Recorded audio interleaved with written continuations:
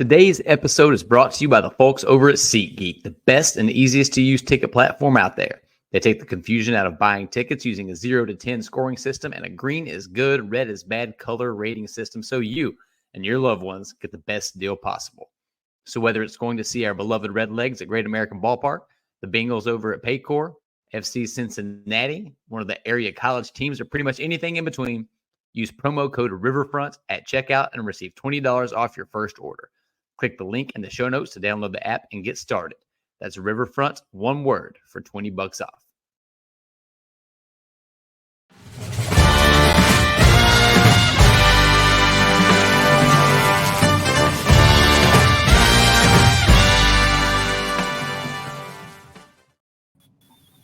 What is up, everybody? This is the Bengals Show presented by the Riverfront. I hope everyone's having a good week so far. We got a fun show for you this week. It's bye week.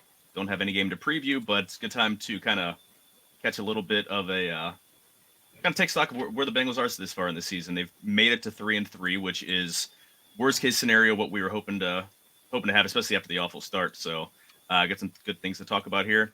Alongside me is my good friend, hopefully yours, Greg Neiman. Greg, what's going on this week? How we doing, guys? We are fabulous. Beneath us, because, he's a West Sider and he belongs to be at the bottom of the totem pole. You guys know him as Strawberry Ice, host of Sports with Strawberry Ice Show, Jeff Trennepohl. Jeff, what's going on, my friend? What's going on? After that, I think I'm just going to leave. Forget this. What's going on, guys? What's good? Yeah, I agree with what you said. We had to get the 3-3. Had to. Absolutely. It was a must. I mean, I don't even want to talk about doing shows if the Bengals had lost. That would have been horrible. It would have been rough. So yes, I'm very happy they're 3-3. I think I would have just canceled the show if they would have lost to Arizona. I mean, Seahawks, at least it's a good team, but if they would have lost to Arizona, I think I just would have told Greg, hey, listen, you can carry the show on. I like, by yourself. Deuces. I don't care. I'm out. Yeah, I'm out. We would have scheduled. I think the Bengals would have scheduled a scrimmage for this week if they lost. We would have had to get a couple extra reps in. Right. Yeah, I don't want to start. I don't want to start doing mock drafts by the bye week. That's never. People were actually tweeting me out that should we start doing mock drafts? I'm like, people, calm down. I'm like, they started off like crap the last 2 years. I'm like, I can't tell you how many people in the area. When they started 1-3, they said it's time to just bench Joe, forget it, move on, go ahead and tank the season, and we'll take Marvin Harrison Jr. in the top 5, and you'll be set. And I'm like, hold on, pump the brakes. We were 0-2 last year too, so and 0-2 in the division last year as well. And people forget that. Yeah. So. Yeah, I mean every season is different. You can't just assume because they started out 0-2 last year and because they started out rough that they'd be able to come back. It's a different team. You can't even look at the schedule, that they played and assume things are going to be, the same or different because, the Bengals look like they've got a daunting task ahead of them with the teams they've got coming ahead. But, there could be injuries. There could be, stuff like that. So none of that matters. Each season is totally different. But there were things that especially happened – and we'll start here, just a quick game review of Sunday's game. Things that happened that are, I don't know about concerning, but were interesting on offense, on defense as well. Things started out looking like kind of the same old garbage. And then a light bulb switched, for both defenses for that matter. I'll ask you guys this first, then Greg, I'll start with you to go clockwise. What happened to the offense after? They scored, went up 14-7 at 12:20 in the second quarter, and that was it. That was the end of the offense for the rest of the game. What happened?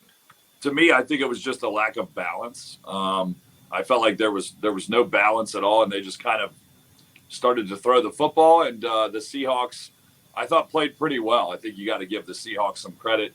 Devin Witherspoon. That guy's a dog. He can play. So I give the Seahawks a lot of credit. And then sometimes when your defense is playing as well as the Bengals defense was, as a head coach, as an offensive coordinator, you say, I don't want to fuck this up, basically. So you just kind of don't call things quite as aggressively as you normally would, and I think you just kind of try to stay in your lane when you have a defense playing that well. You just want to make the other team beat you, and worst thing was or best thing was the Bengals did that. They made the Seahawks have to go beat them. They weren't going to turn the ball over inside the 30 and say, here you go. So I feel like for the most part, it wasn't the worst thing ever, but yeah, the balance was the issue. And then I feel like they just kind of lacked aggressiveness because they had the lead and their defense was playing well. Yeah, I kind of agree with what you're saying. I mean, the balance is off because the Seahawks have a really good freaking team, a really good defense. They would not let the Bengals run the ball. I mean, they tried. I don't know if they tried hard enough. And I think Burrow was off. I think he had a lot to do with Orlando Brown being out. Maybe he didn't trust the left side of the line because I said this on my show yesterday with Joe. The slant pattern or whatever to Chase, he threw it behind him. He hits that. Chase is gone. That changes the game. So it was, I think it was more of lack of execution by the Bengals offense and just Seattle's got a hell of a defense. I mean, it was a slugfest. I mean, which was the tale of two halves. I mean, I thought the first half was going to be a freaking shootout. Seahawks went down and scored right on us. Then we came back and scored 2 touchdowns and then nothing, a couple field goals and that was it. So it was definitely a tale of two halves. And I was more concerned. I mean, I think they're going to fix it, but the way Joe was throwing the ball, it was just off a lot of those. And if you could run the ball consistently, it would help. But man, they don't do that all year. I mean, the one down there in the end zone, the one I sit in, I mean, Mixon got submarined, and they just took his legs out. He was in the backfield and lost it. I mean, so you got, like you said, you got to give credit to Seattle and their defense, but they got to get this running game figured out somehow. Yeah, I'm not as concerned about the offense as a whole because, again, yeah, Seattle has a good defense. And but I guess I'll kind of qualify that a little bit. I'm really concerned about the running game. It's what I expected. Joe Mixon looks old. He can't make anybody miss. He couldn't make anybody miss last year, and he's a year older. And they don't trust anybody else to run the ball.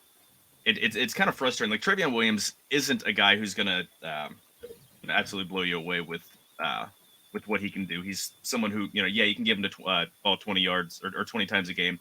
He'll probably get you like 80, maybe get you 80 yards, but he's not going to break anything. He's not going to do a whole lot. Doesn't have a whole lot of shimmy to break free and break tackles and anything. They clearly don't trust Chris Evans. Why? And I don't know. And it's been apparent since forever. Yeah, it's been apparent since his rookie season that there's just something going on. I don't know if it wouldn't be anything about him not studying or studying the playbook because he'd have been gone. And the thing is, when he does get the ball, you were talking off air, he makes plays, and we need a RB2 or a running back with explosiveness. Him or Chase Brown, one of the two's got to step up, dude. Somebody's got to. At least they got to give him the ball and find out if they can do it. Yeah, it's weird because this is his third year in the league. He averages 4.6 yards per carry, which is pretty solid. But again, this is only over 18 or 19 carries. And receiving, he's got 19 catches, averaging almost 10 yards a reception. And as a running back, that's fantastic numbers. As you know, yeah. And he's known for his pass for his receiving ability. He runs patterns like he's a wide receiver. So I don't know what's missing. Like. And again, I don't know if anyone's going to answer that, and it's curious. The guy that I'm kind of concerned that they're not giving any run to, the guy they just drafted, Chase Brown. Mm-hmm. He has 2 carries for 6 yards this year. Like that's kind of absurd when your offense isn't running the ball. I mean, Joe Mixon's averaging a little over 3 yards a carry, and you've got a rookie that you drafted presumably as the heir apparent. Or, at least someone who you assume is going to be in the mix to carry the ball down, as the season goes on. And Mixon's getting tired already. I mean, I think he's looking tired. I mean, he's 27 years old. He's hitting, I love Mixon, but he's at that age mark where you start dropping off. And I mean, I thought he was running with an extra burst, first couple games. But the last week, it didn't. Well, wasn't that he's still getting tackled by the first freaking guy? He used to make guys miss. He doesn't. You could definitely see Joe Mixon's early in the season. You could see that burst, and I mean, we made mention to it a couple of times. He had that old Joe Mixon, youthful Joe Mixon kind of burst at times early in the season. It hasn't been here the last couple of games, and it really is just I don't understand at all. I always try to put my mind, in their mindset, the front office or the head coach's mindset of, why would these guys not get carries? I can't come up with anything of why you would just continually, perpetuate mediocrity in the running game. It's like, why can't we, we've eaten pizza for 7 straight days. Why can't we try some spaghetti? I don't know. I mean, can we just switch something up? We drafted these guys. You drafted them for a reason. Yeah. I mean, you drafted them after Samaje left, so you knew, unless you got somebody in free agency, but by then free agency, if you weren't going to go out and sign, Zeke Elliott or Hunt, or you weren't going to get any of those guys, those are the ones that were sitting out there that you could have got. You weren't going to do that. Then you were pretty sure that Chase Brown, Chris Evans, Travion Williams were going to be okay. Well, obviously, as Marvin Lewis says, I see better than I hear. They're not giving them the ball. So I'm to the point where it's like, you got to give one of these guys the ball. You got to give him a chance because Mixon's going to be done. He's just going to keep getting more and more wore out because it is nature of the game. It's going to wear you out. We'll play 17 games now. Hopefully we'll play 21, 22 games and win the Super Bowl. So that's a lot of damn carries for him. Somebody's got to take some of those off his shoulders. Yeah, I don't want Chase Brown and these guys, whoever they decide, let's say, later in the season, obviously somebody's going to pick up carries. I don't want those guys to be picking up those carries, and it's their 3rd carry of the season in week 12. Right. I'd like to have a little bit of understanding of what these guys are going to bring to the table rather than 2 carries for 6 yards for Chase Brown. That's insanity. Yeah. He's averaging 16 carries per game, which isn't that much. He's had game against Arizona, he had 25 carries, and everyone's like, oh, he's back. He got 81 yards for 3.2 yards a carry. That's the exact same yard per carry that he had this past week against Seattle. Like, that's not good. The best at this point in his career that you can hope for is for him to be efficient. And last year, he was efficient. He wasn't explosive, but, he was getting 4 yards, 5 yards, 4 yards, 3 yards, 4 yards, but also, 5 yards. Samaje. That's fine. Yeah, and Samaje was the same thing. I mean, he was efficient, not getting 1 yard, 2 yards, 7 yard, 8 yard. Like, I give me the guy who gets 4 or 5 yards over the guy that's getting 9 yards and then stopped in the backfield. But he's not getting it, and part of it is the fact that in a couple of these games they've been down really early. I mean, they got their asses stomped against Cleveland and Tennessee, and they got down early against Baltimore. So, considering they're not a heavy running team to begin with, they had to lean even more heavily on the pass. But when you get behind, it's hard to run the ball. You got to score quick. Yeah. But I don't know. And the problem is, and they've had to do this several times over Zach Taylor's tenure, absolutely rip up the running game plan in the midseason, like midstream. And in 2019, I can't remember what kind of scheme they were running, but they didn't have the horses, didn't have good offensive line, so they went to just a basic pin and pull scheme. Last year it was the wide zone, and they switched out of that. And it's frustrating that this is every year that they have to throw away a game plan. Like, what's the issue? Coaching, like it's you can't blame all the players. I think it's coaching. I don't know if it's Callahan and Taylor. I don't know if it's Frank Pollock, because he's the run game coordinator on top of offensive line. Just a lot of questions to be asked, but I think we just need to call Corey Dillon up and get him back. Yeah, I mean, he's only probably 45, 46. Yeah, he's my age. He's 48, but he's fine. Okay. And he's not disgruntled or anything, so we'll be fine. Yeah. Well, but I mean, he's always been good at running angry. Yeah, he's an angry runner. I mean, that's so that's true. Just stomp on some people as he runs by. So, on the flip side of the offense, which absolutely just fell asleep, defense completely came alive. I mean, they had the first drive where they just absolutely got chewed up. After that, 3 and out, 8 yards and 8 yards or 8 plays in a punt, a field goal, interception, field goal, interception, punt, downs, and defense absolutely balled out. What do you think flipped with the defense on that side? I mean, the Seahawks absolutely just moved down the field, without any resistance that first drive. 11 plays, 75 yards. Yeah, I don't know that anything necessarily flipped with the defense. I think that this is a really good sign. I just think this is continual growth of the defense. And really, I thought the difference in the second half was the play of the secondary. The front seven's been pretty consistent. I mean, you kind of know what you're going to get there, especially from certain guys. But in the secondary, I thought Dax Hill played incredible. His instincts are starting to really kick in. And we talked about this a couple weeks ago. When that secondary is able to get the reps, and instead of thinking about what they're doing, they're just playing. These guys are superior, like super athletic, and can really get stuff done. Dax Hill, I thought for the first time last week, you saw him just say, screw it, and he just played. And I thought it made a world of difference. The breakup at the goal line was, that saved the game. Yeah, 100%. And then Cam Taylor-Britt, I thought played really well. He played really, really well. So I just feel like we're just starting to get the experience in that young secondary, and they're starting to feel some confidence.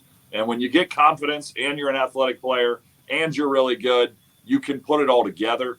So that's kind of what I saw from the defense. The other thing that I think is super promising is that the NFL, especially when you get to the playoffs and you start getting into these big games, is all about matchups. And what I really, really like is we know we can go win a shootout when Joe's healthy. We know that's possible. The fact that we've proven we can win a game that is a grinded out 17-14 kind of game against a good football team, that has got to be worth its weight in gold to the defense. I just think this is, in the grand scheme of things, it was better to win this game this way than it was to win it 28-27. I feel like this is going to be a real momentum booster for the defense and the offense, because if you're sitting on offense and you have to score 31 to win, that's a problem. So I think this is going to work out tremendously for the Bengals. I think this is a massive step in the right direction. I'll go with this. I agree with everything you said, but for me, they missed 5 tackles. Yep. That was a big problem, tackling. Yep. And that was one thing that Lou Anarumo and this defense was known for, is tackling. And I know it's a simple thing, but they tackled better. And tackling and stopping that run, because that's one of the keys I said. You got to stop Seattle's run and make their quarterback beat you. And when their quarterback had to beat them, he's, like you said, Greg, the secondary shut him down, and the guys up front got to him. So, I mean, that's the biggest difference to me, is tackling. We had so many missed tackles. I mean, I almost did it again. Nick Scott, I said the name right this time. Nick Scott, he's still missing tackles. I guess he played better. I mean, I still think Battle is going to be the starter eventually. Sure. He's still missing tackles. I hate him going for that kill shot all the time.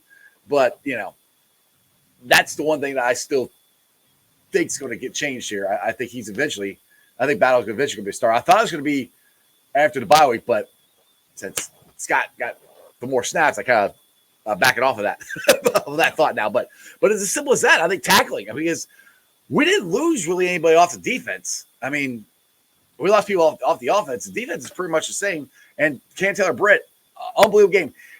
That's a number one cornerback.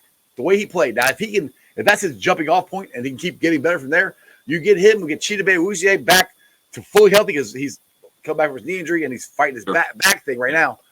Yep. We have 2 extremely solid quarterbacks. And shout out to Mike Hilton, because I've been on him because he hasn't been playing all that great, I didn't think, lately. He stepped up, got the interception. So, I mean, everybody stepped their game up. And that's what happens when you're forced into – your back's up against the wall, you're forced into something. It's, you either do this or your season's done. That's the way that defense played Sunday. We're like, dude, we're not losing this game. We're not losing this game. Oh, also Juan Drago has the 5th or 6th lowest quarterback rating allowed of all cornerbacks. That's 3 all corners. cornerbacks. Yes. So you got a rookie and you got a second-year guy. Like, dude, our DBs are going to be freaking slick for the next couple of years. You ain't kidding. Yeah. Well, and the best thing to me is Cam Taylor-Britt is how physical. I don't know if you guys saw just the jams and how he was able to reroute DK fucking Metcalf, who's the biggest, frustrated the shit out of him. Hugest wide receiver, like so big and strong. And Cam Taylor-Britt's, he's listed at 5'11", 200 and whatever. He kept rerouting him. Like he had him pissed off that he drew a personal foul penalty. Now it helps that he was talking. It helps that that he talks the whole time. But he also did the best thing is runs his mouth, but didn't physically react. He just he just said nothing or just said a lot, but just kept walking. He shoved him. Kept walking. That's where I have a question. Do you think if DK Metcalf was 5'11", 190, does Cam Taylor-Britt get up and maybe get in his face? I think it's possible. Yeah, but because Metcalf is DK Metcalf, when that guy commits a personal foul against you, you go, I got you, coach. I'm a smart player. I'm gonna walk away. I'm walking away. You smile. Yeah. You look up from the ground. You smile at him and you say, "Got him," and then you just smile and wave, boy. Smile and wave. Because DK. I mean, he could probably rip his arms off and beat him with it. So if that's Tyler Lockett, Cam Taylor-Britt comes up like Hulk Hogan, man. Oh yeah, brother, let's go. Leg drop from the top rope. But also, I mean, again, the secondary played pretty well. Again, Nick Scott missed a couple plays and tackled, whatever, but they only missed 5 tackles. Also, 51 dropbacks by Geno Smith, 31 pressures. That's incredible. There were 5 sacks, 10 hits, 16 hurries, and this was by everybody from all 3 levels. Cam Sample, I thought he had best game of his career. Best game of his career. Whatever they did in the situations they put him in, do that every game because he excelled at it.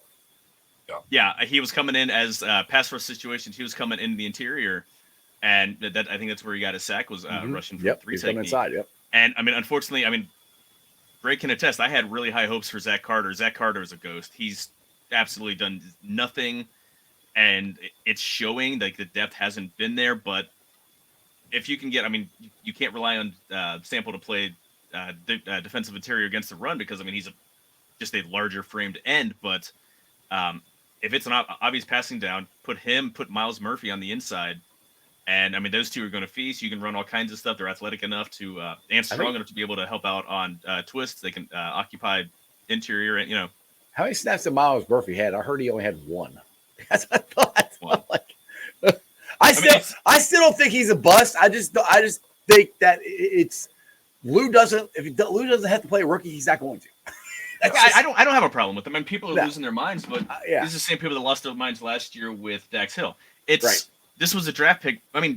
Look at the conversation by actual people who are plugged in, like Joe Goodberry and guys like that. This was a draft pick for 2024.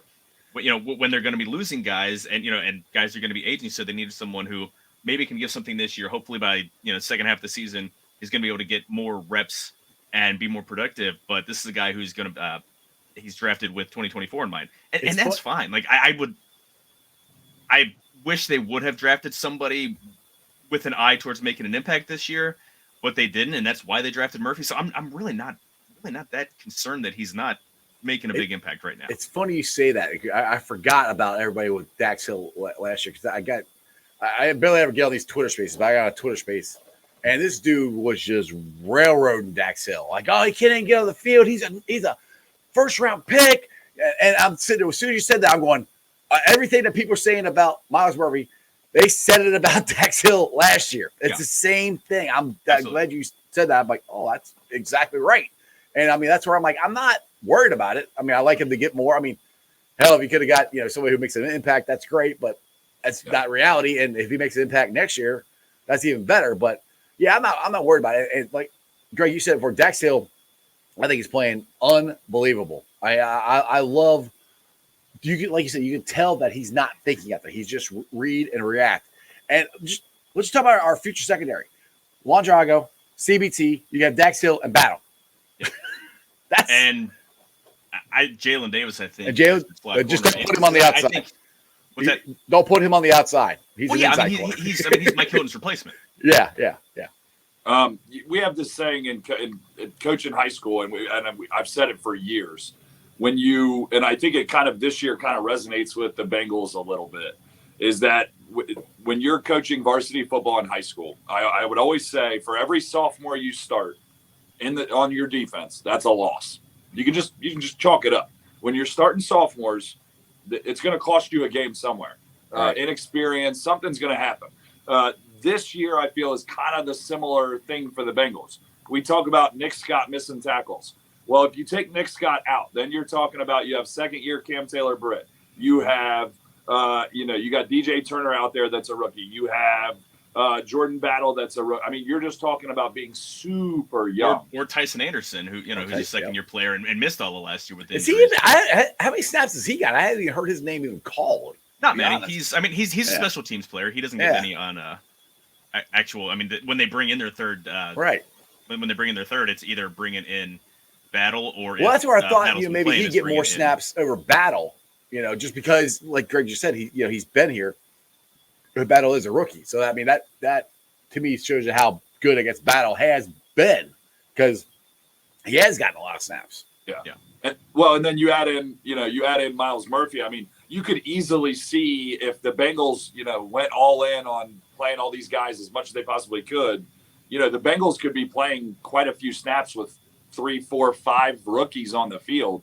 To me, although we would be more athletic, I think it's probably a bad idea. And I think what the Bengals have proven is that they kind of know what they're doing. As we talk about with Dax Hill, it's not just you wake up and then, damn, I'm playing free. No, it doesn't happen like that. Dax Hill sat basically all of last year, and everybody was, bitching and complaining. Well, here we are, and Dax Hill looks like a real player that plays free, plays loose, super athletic, has the speed. He's got all the stuff you want measurable, but now intangible-wise, he looks confident. He's playing confident. Well, all you guys that were bitching last year about him not playing, shut the hell up. Okay, and you're saying the same stuff about Miles Murphy. Trust in Lou Anarumo. I mean, I don't understand how we cannot trust this guy. If Lou Anarumo wants to draft Miles Murphy in the first round, fine. Lou Anarumo, you've done nothing to me except show me that you're a genius. So, okay, I trust in your process. And I kind of agree with this process of I don't want 5 rookies on the field at once, and clearly he's showing exactly why Dax Hill is so much better right now than I think anybody could have even imagined he would be. Yeah. He's an incredibly smart guy, and he's incredibly physically talented. And yeah, if he's getting to the point where he's not thinking, he's just seeing, processing, reacting, what a veteran does. I mean, that's what the best safeties do. They don't they don't think, they don't process, they just react and move. I mean, that's what Jesse Bates got to. I think he's going to be a better safety than Jesse Bates, because Bates had issue, struggled with tackling sometimes, and was terrible blitzing. Like anytime you saw him on a blitz, immediately he'd get picked up.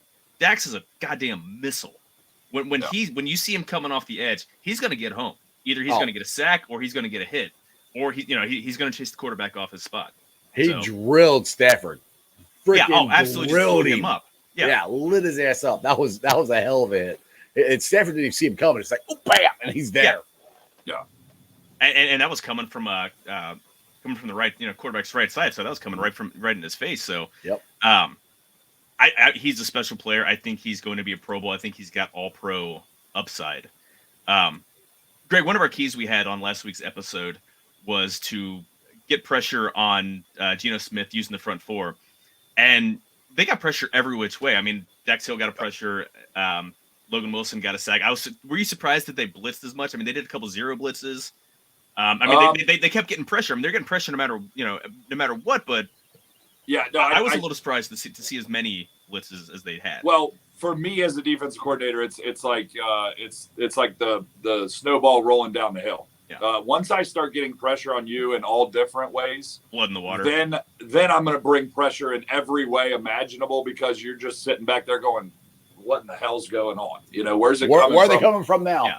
Yeah, exactly. You start seeing ghosts. At that point, the quarterback starts seeing ghosts, And I don't blame them. I mean, if I have 4 6'5", 260-pound guys coming at me, and they're hitting me every play, and I don't know where they're coming from. And now all of a sudden you start bringing extras. It gets tough. And I think you saw that from Geno in some of the throws that he made. Yeah, and I mean, I don't think I can recall like everybody across the entire defensive front that was feasting at the same time. I mean, you know Trey's going to get back there. Reader, when he's out there, Reader can absolutely collapse the pocket when he's out there on pass downs. I mean, he's just so big and strong. Reader should have got a sack. Reader had a sack that got taken away because somehow flag 350 pounds is supposed to like do some kind of pirouette. Like you do a maybe he needs to start working on ballet to work on more graceful movements. He had to do a Matrix move. My daughters. What's that? He had to do a Matrix move. He tackles him and then jumps off of him before he hits the ground or something. I understand you're trying to protect quarterbacks, but there needs to be some. He didn't drive him into the ground. That's what I understand. The drive. He didn't do that. He just tackled him. Right. That's all he did. Exactly. It's a terrible call. He's 340 pounds. How are you supposed? They really need to address this. I mean, when was the last time a quarterback was hurt from this? I can't think of it. I mean, right. You don't want somebody. Go ahead. I was gonna say you don't want somebody like absolutely, especially this is gonna be a linebacker or defensive back who's coming in and just coming in high. Someone that's gonna just drive through them and crushes, midsection, cracked ribs, stuff like that. Defensive linemen, especially defensive tackle, they're not hitting them like that. That's not the way they're hitting them. And then you expect someone who's that big to be able to control his like girth, to control tackling. The quarterback. Like, do you let off and the guy escapes? Yeah. Or I understand. There was the. I'm sorry, Jeff. Go ahead. I understand why you don't want them driving them into the ground. I get that. The impact, hitting their head in the back of on the ground. I understand all that. But the way DJ hit him, and like you said, I don't know how or he could drive him because he's coming straight to him. He's not going up and and launching himself into him. He's just going straight into him and tackling him. I mean, it's really hard for him to not tackle him and to drive him into the ground. I mean, it's hard to hit for him. He can just tackle him and lay him out. That's what he did. That's where I don't understand.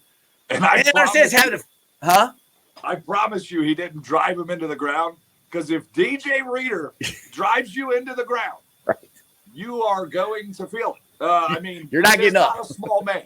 You're not getting up. There's going to be an imprint of your body in the turf. Right, exactly. Yeah. It's like because that's the thing. It's like they do where they come up and hit them. That's the driving. DJ's not doing that. I just watch it. I mean, I watched it when they barely showed the replay on the Jumbotron, but I watched it going, he just tackled him. I'm like, like what? I don't understand how he's supposed to tackle him right. But anyway, so we should have had a sack to start this whole thing.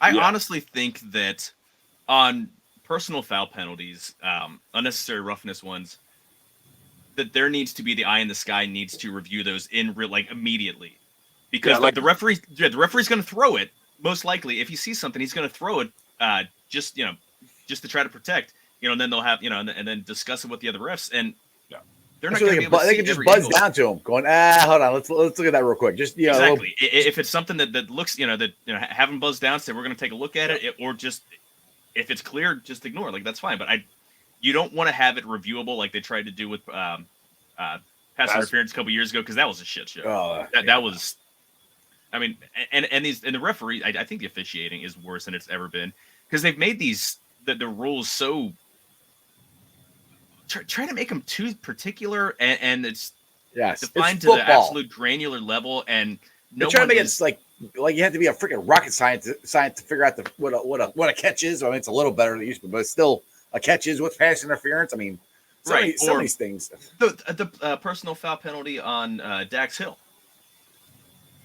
What's he supposed to do on that? He went with his shoulder and was aiming for his midsection. Hit him in the chest. He hit him in the chest. And he went the receiver, like this. Yeah, the receiver caught the ball, came around, and went to protect himself. So that's how he ended up hitting him. So how is he a defenseless receiver then? If he's protecting himself, that's not a defenseless receiver. You see the hit coming. It was coming right at you. There's nothing about that he was defenseless. He covered like he was going to get hit. Like, what do it's you a horrible do? Goal. You let up, and the guy bounces off you and rolls into the end zone for a touchdown. Like, again, you don't want guys to get absolutely, there's a difference between what Vontaze Burfict did to Antonio Brown in the playoffs and this. Like, it was the whole thing with him. It was what the ref saw his head snap. That's what the ref saw. That's all he saw. Yeah. And you did, which, I mean, I understand in real time, it's hard to figure that out. But again, if you have the eye in the sky, hey, that you're wrong. Don't you pick that flag up. Yeah. And I can basically guarantee you the officials would be totally fine with being, I don't even know what they call it, like the quick replay where, they call it a catch and then they buzz down and say, nope, they don't even go to the booth. You know what I mean? They just, it's incomplete. I can't remember exactly what they call that, but whatever. I guarantee you all the officials would be on board with that for defenseless receiver calls and roughing the quarterback calls, because the defenseless receiver call, the NFL is telling those officials, if you miss one, you're in real trouble. Mm-hmm. You can't miss one. Yeah. So they're obviously going to throw the flag, and it's so quick, and there's 15 to 20 yards of separation between you and the play. It's not like I'm the umpire watching the offensive guard hold and I'm 5 yards away. No. I mean, this could be all over the place. So I, in my opinion, I think the refs would definitely be on board with that, which seems like the perfect marriage that you would have that happen. But here we sit. Yeah, exactly. Okay, so I got a question for you guys. We're at the bye week. Who are the Bengals? What are the Bengals? They're a 3-3 football team. Yeah. I mean, putting up here the offensive rankings. They are 28th in total pass in offense in passing, 32nd in rushing, 27th in scoring, and the fewest explosive plays by far in the NFL. They have 16 through 6 games. I mean, that's barely 2.5. Dolphins have 56 explosive plays. 30 in an explosive play is a run 10 yards or more and a pass 20 yards or more. Dolphins have 30 on the ground, 26 in the air. Hold on, how many of those were against the Broncos? Timeout. I mean, 46 probably. You put up a 70 spot, there's going to be a couple in there. Yeah. Well, I mean, but they put up over 500 yards in 4 or 5 games in a row. I mean, that offense is just they're cooking. Yeah, they're cooking. But it's sorry. This is just taking each season as a snapshot, not knowing, without taking into account, we know Joe Burrow, we know these guys. This is a bad offensive football team. Now, we can have perspective and have with some reasonable, confidence that they're going to come out and they're going to be a better, they're going to throw the ball better. Don't know if they're going to run the ball better, but I mean, that they're better than they've shown and they will be better than what they've shown. But it's been a tough watch first month and a half of the season. Yeah, I'll put it this way. This is what I've been saying. And I don't know. I wish I knew the answer. I don't know if it's the way Zach gets them prepared in training camp or whatever. And I know it has Joe being hurt the last 2 years. I'm going to compare it to the last 2 years. But the last 2 years, we've done the exact same freaking thing. Our offense starts off really slow. What's wrong with the offense? The defense has carried us. Now the defense wasn't carrying us up until the last couple of weeks. They're finally getting back. So that was more of the. That's why I kept saying that's more of the scary part to me. I wasn't worried that the offense was going to take off. I still think the offense is going to take off. You got Joe Burrow's getting 100% healthy. T. Higgins, hopefully he starts forgetting about his contract because I know he's got the rib thing. Before that, he's only had one really good game, and I love T. Higgins. He as Chris Welsh said, look at the back of the baseball card, look at the back of his football card. These guys are going to produce. Offensively, our offensive line is getting better. I think our passing game is going to get there. I am with you, though. I am worried about the running game. That's the thing where we talked about earlier on this show that somebody, Travion Williams, Chase Brown, Chris Evans, one of those guys has got to step up, and we got to get some explosive plays out of this running game. That's the part that, as far as the offense go, is concerning to me because I don't think it's Joe Mixon. I mean, Joe Mixon, I think he can get you your 3 or 4 yards, but nothing's going to be explosive. He can't get out of the first guy that hits him or whatever. Chris Evans showed he can do it. He's really the only one that I've seen with my own eyes that I can see can do it. I like to see if Chase Brown can do it, but he's only carried the ball, 3 times, you said? Travion hasn't twice or 2 times. So, I mean, yeah, it's like That's the part for me that is concerning, is the running game. That we got to get another running back. We got to get some explosive plays out of that somehow. Yeah, to me, it's just it's incomplete. It's just an incomplete offense right now. So, I don't think the Bengals are ever going to try or want or need to be a top 10 rushing offense. We need to be, if this rushing offense can be, in the top 20, I think that's perfectly acceptable. In addition to that, you have Joe Burrow. I hate to, I literally never do this, but it's the most clear situation I've ever seen where injury was the ultimate factor. And I think you can clearly see now that he's a totally different player than he was 3 weeks ago. So I think the passing game is going to be totally fine.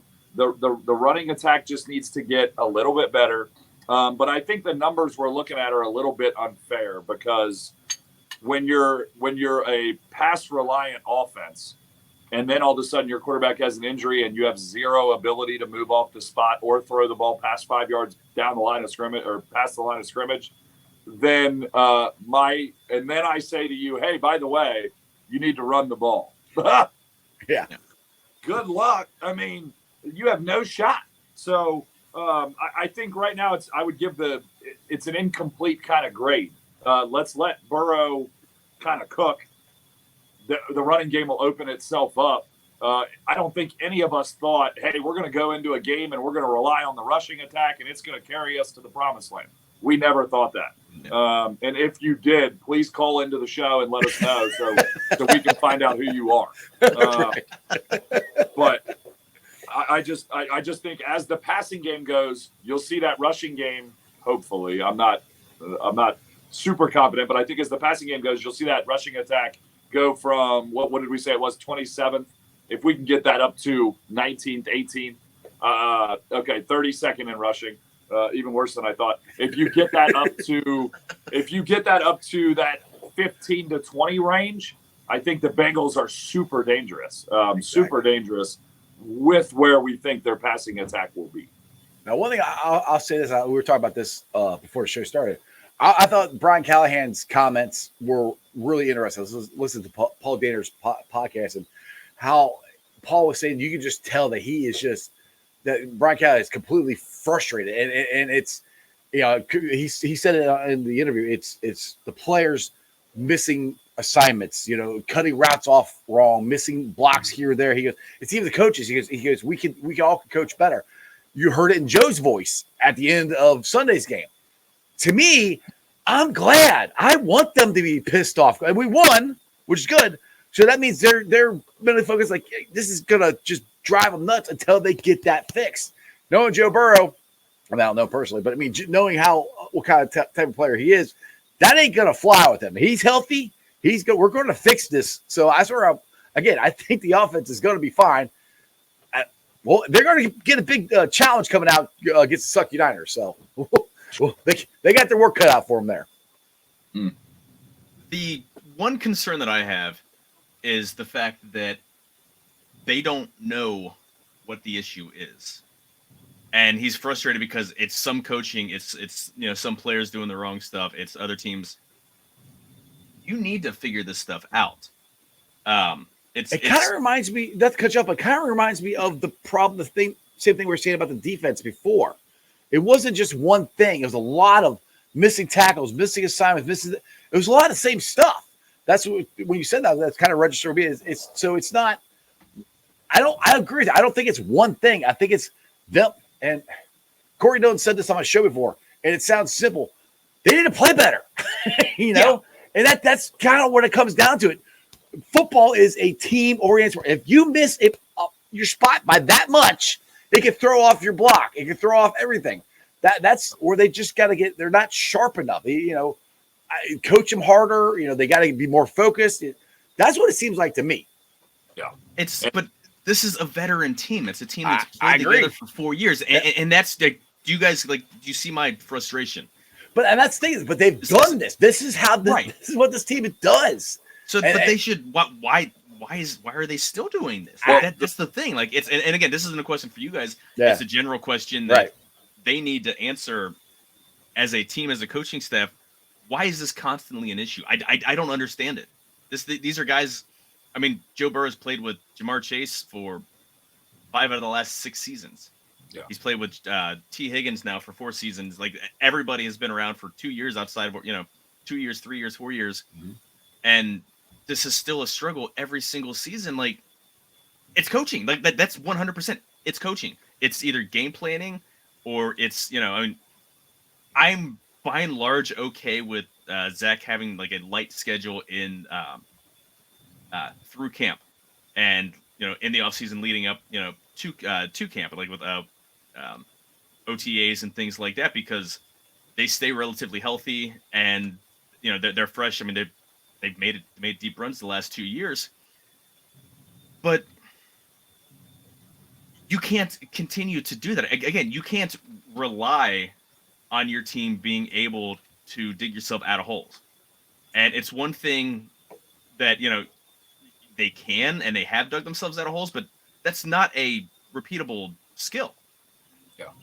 And let me go back to the running game real quick here. Let me throw a number out here. 91. That's the percentage of carries that Joe Mixon has of all the running backs. 91 carries out of the, 105 carries that this team has. He has 96 of 105.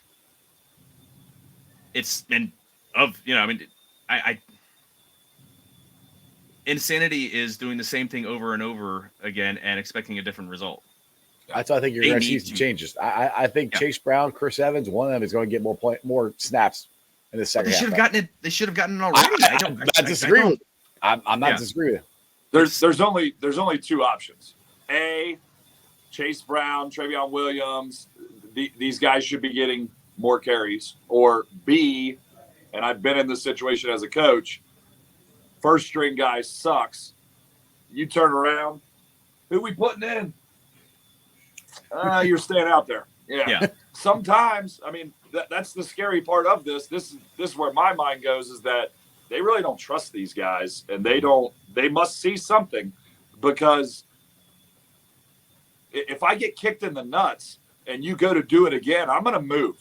I'm going to do something different. You're not going to just kick me in the nuts repeatedly. Well, right now, that's kind of what it feels like. And we have other guys, but we're not using them. So maybe they can't avoid the kick. I don't know. So let me ask this. What do you think more is, and Jeff, I'll send this to you first. What do you think is more likely? Them bringing someone in, either trade Leonard Fournette's out there doing, meeting with teams now, signing him. So is it more likely them bringing someone in from the outside?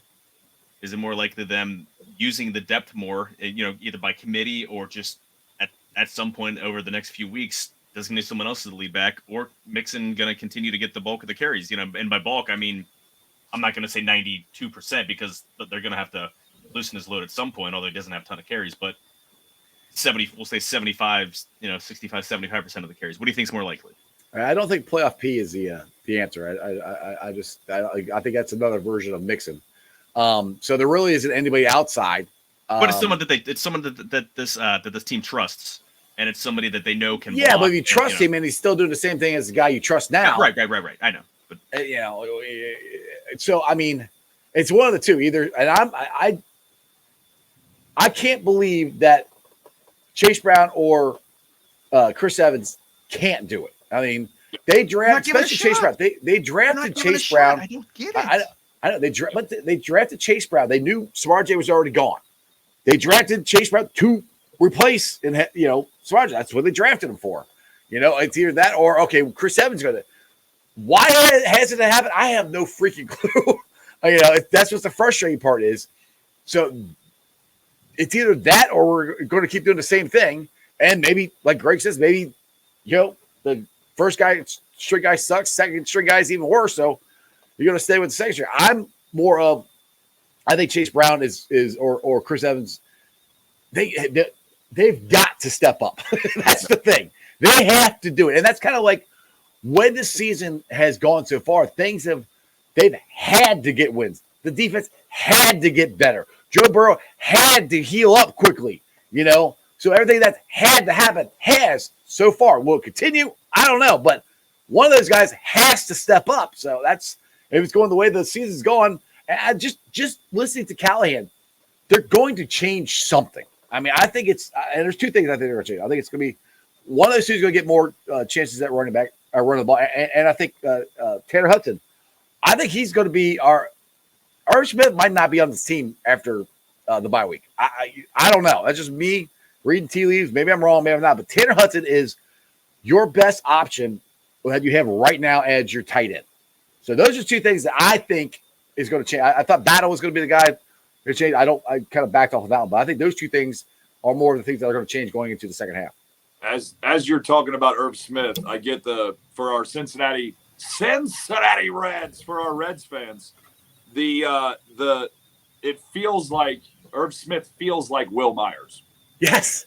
I mean, does it not? Yes. As you were talking, it just like a light bulb went off in my head, and ooh, that's not good. That's what it feels like.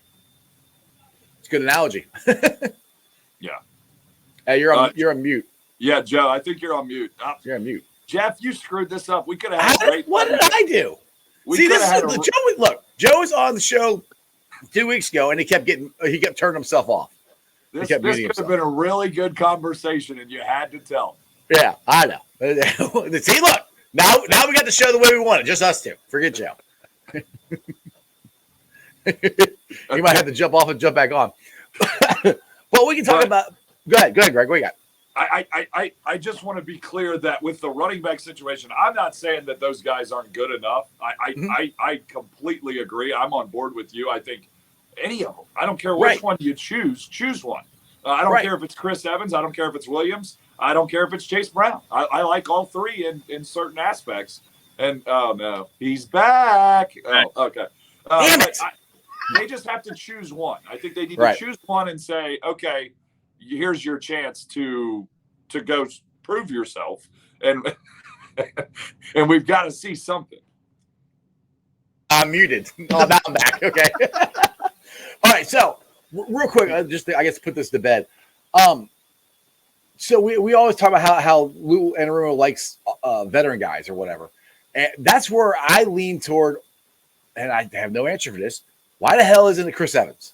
Because Chris Evans, when he's been given chances, has made plays. I've been banging the drum for him for 2 years.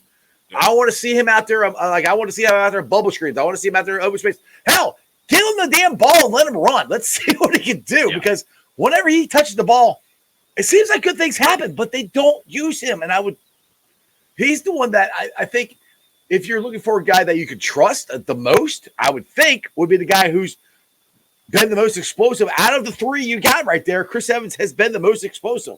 That's the one you would think would be the one to do it.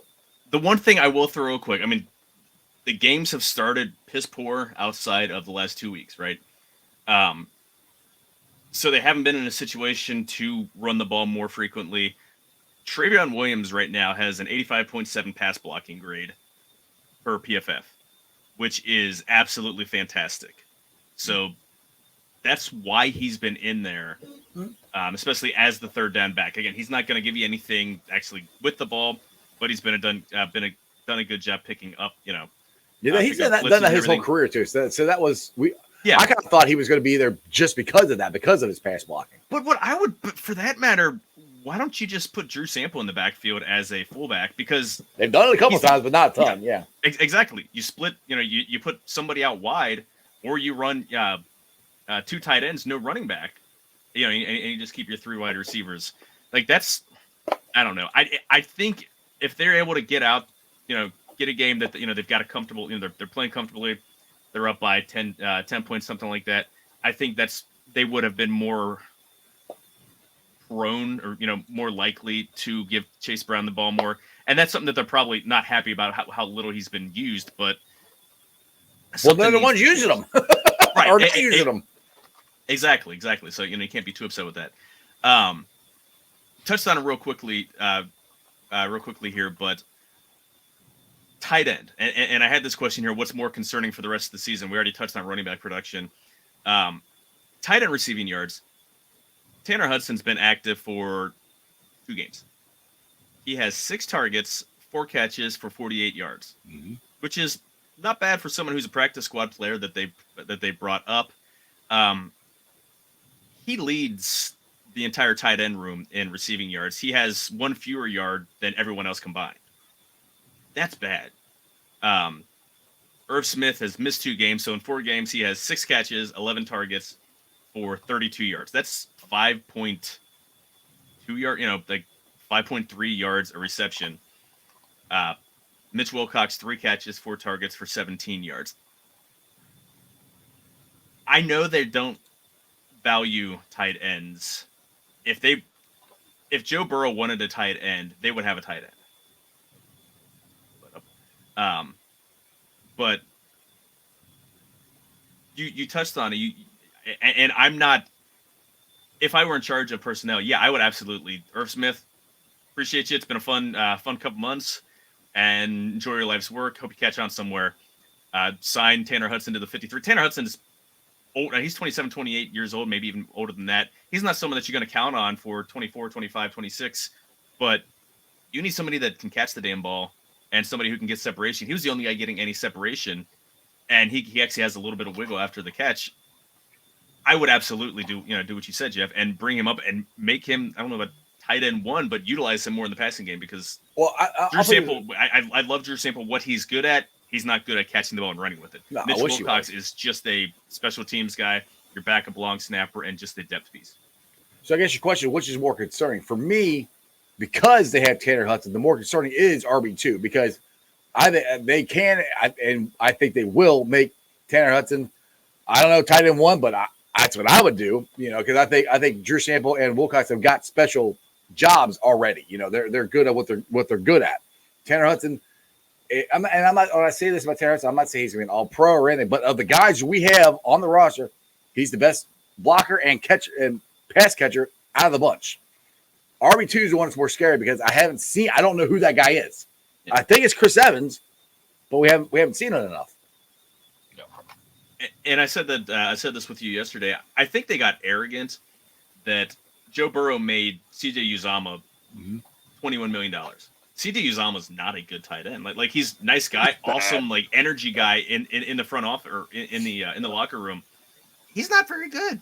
No. Like he is not a fluid athlete. You see the way you see him catch and run, and he looks very unathletic.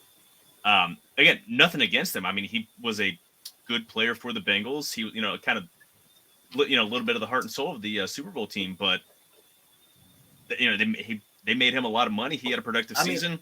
Hunter Hurst was a different guy. Hunter Hurst was, he pedigreed tight end. I would love to catch him. Yeah, and good for him. I mean, he got more money than they wanted to go, than they wanted to go for it, and that's fine. Yeah. But you can't point to Hunter Hurst and say, well, we can make anybody a useful tight end because Hunter Hurst is an athletic, damn good talent at tight end. Yeah. Well, I think running back's obviously the bigger issue because I go to tight end and you see, Hayden Hurst, you think, okay, Panthers probably going to be out of it at some point. Maybe you could work something out there. I highly doubt it, but there's plenty of names out there that you can think, okay, maybe they can go pick up a tight end for cheap.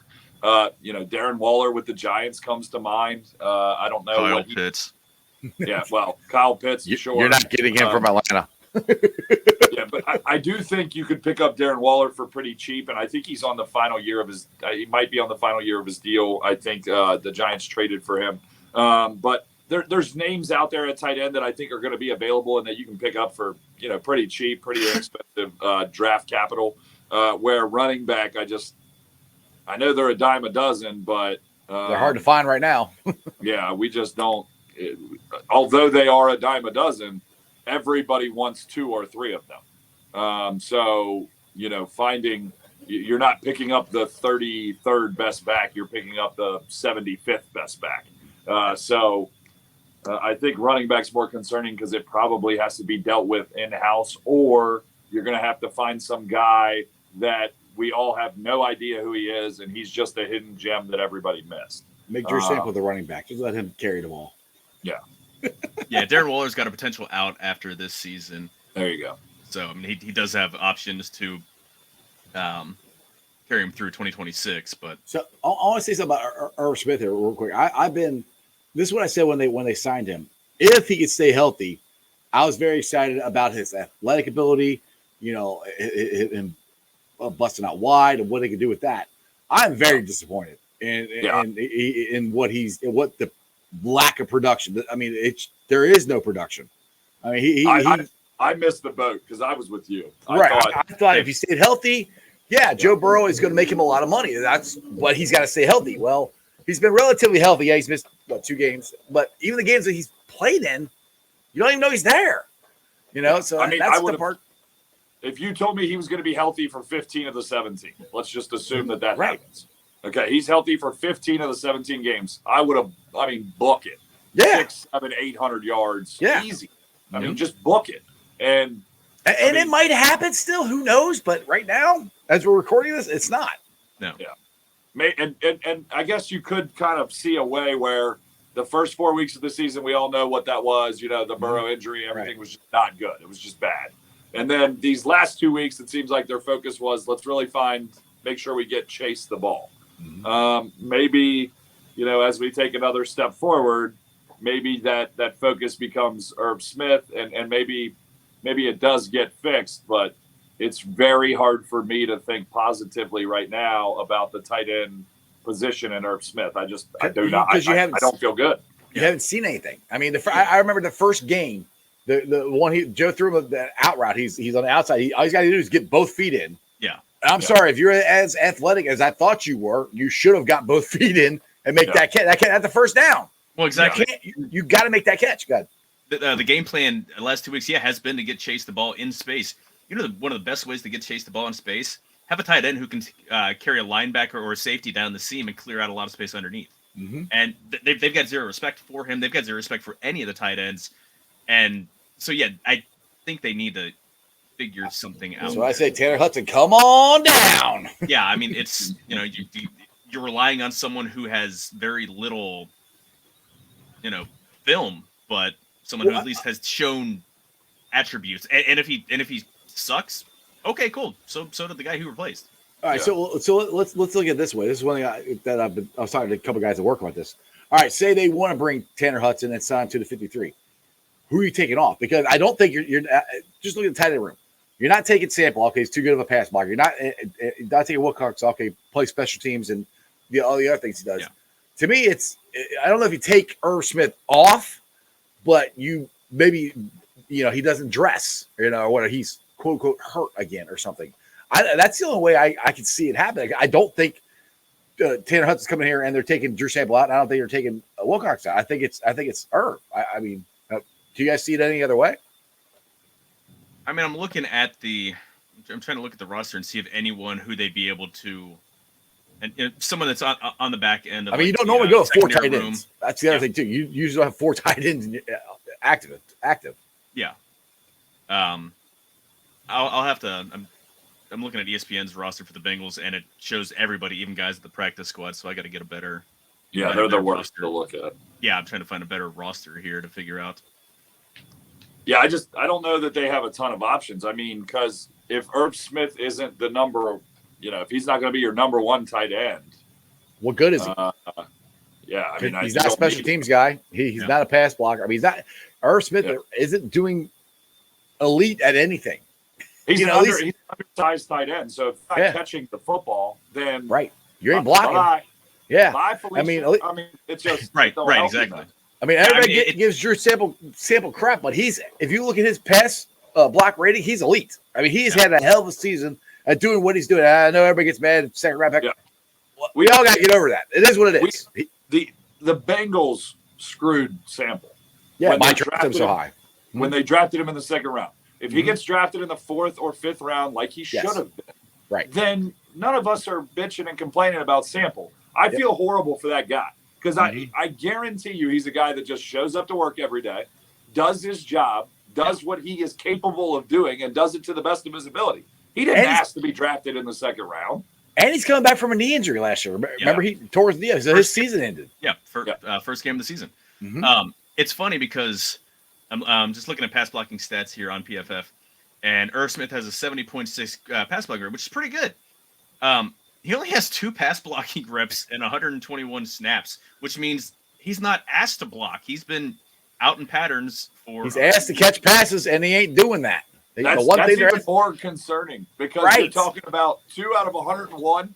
So this son of a gun's been on 99 routes. Well, and that's 121. 121, so it's 119 routes. Well, put it this way, if Irv Smith is not out there, they're not throwing. There's a good chance they're not throwing the ball. Right. So again, if you have I don't know, crazy concept, if you have a tight end out there who could pass block and catch, it might make your offense a little more deceptive because Tanner Hudson could block and they got to respect him blocking it, and then he can peel off. So that means of the 119 pass patterns, that Irv Smith has run, he's only been targeted on 11, which meant he's released into a pattern 108 times. With 119 tries? Are you serious? And you only have 2 passes? That's bad. 11 targets. That's 2 targets. 4 games. So that's 3 targets a game. And you and I can get separation 3 times a game. Bro, they ain't manning up Irv Smith. The guy's sitting there. They're playing zone. I mean, hello. Find the open hole. I mean, right. He's listed at 6'2", 240. I'm a little bit an inch shorter and just a few pounds lighter. I'm taller than he is. I could throw on a jersey and at least resemble that, and I could probably get more separation. And it's not as if guys are running free downfield. They can't throw the ball downfield, so they've been throwing short. I'm more depressed about it now than I was when we started the show. I am too.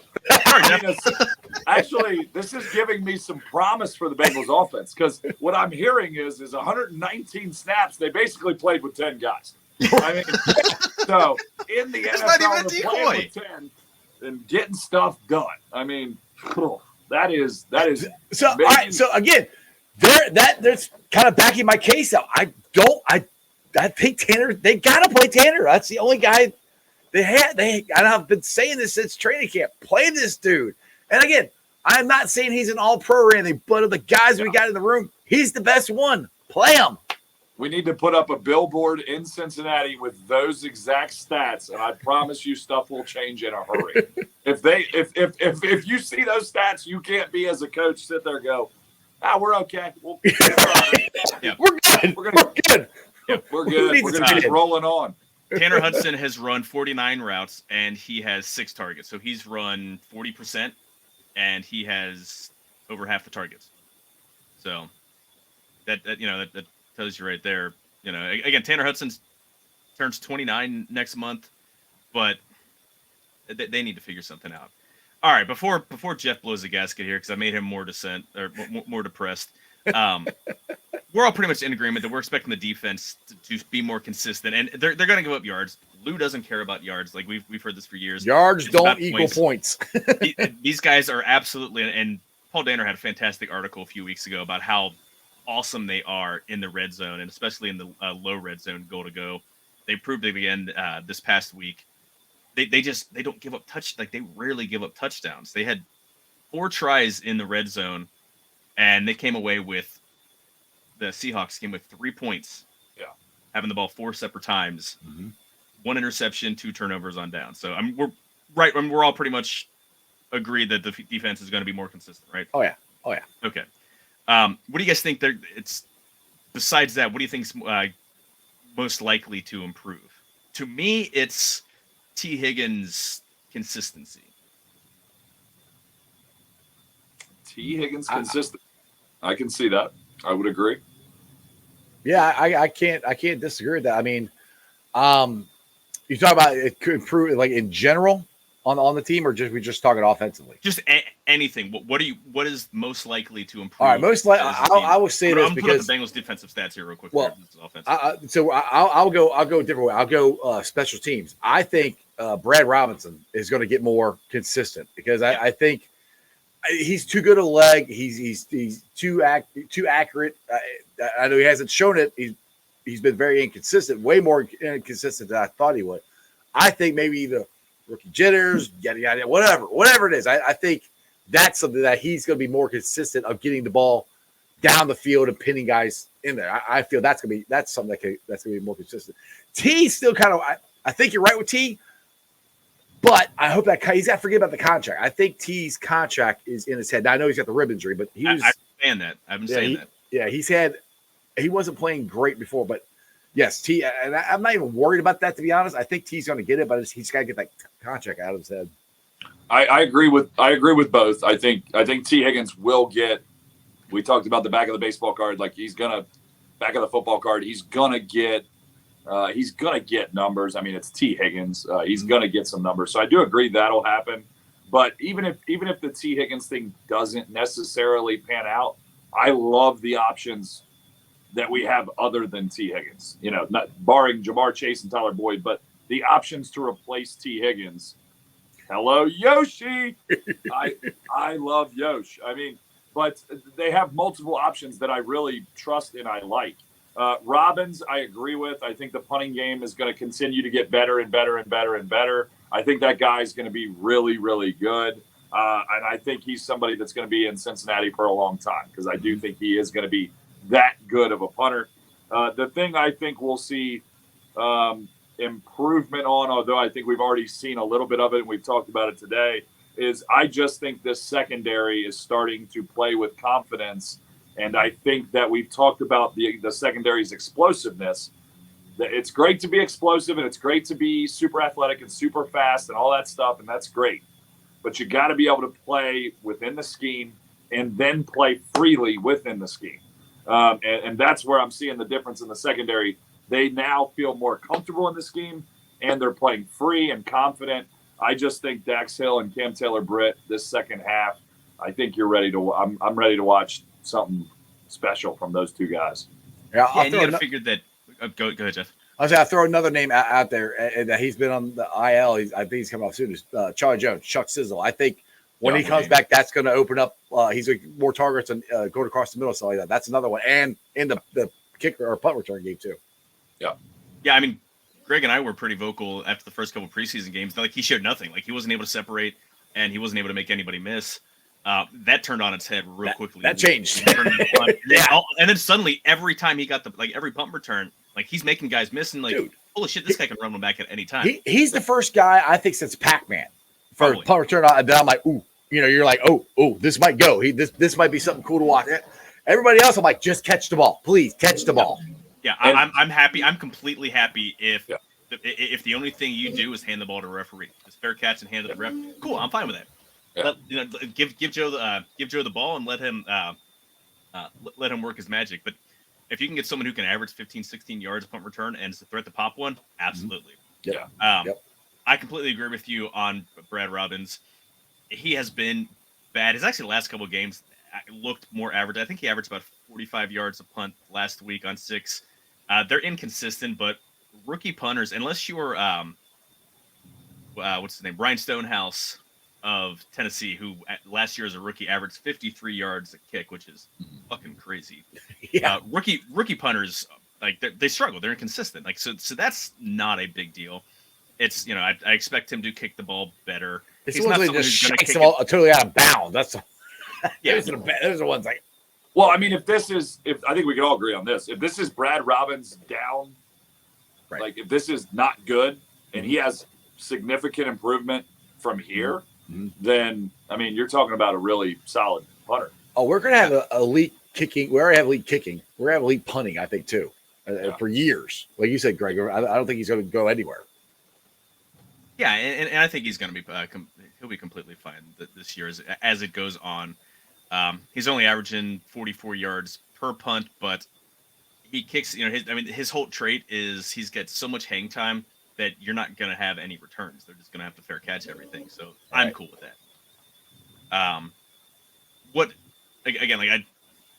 I think T's going to improve. So it's we'll see. You guys want to do some awards real quickly? Let's get it. Sure. All right, here we're going to do our first award.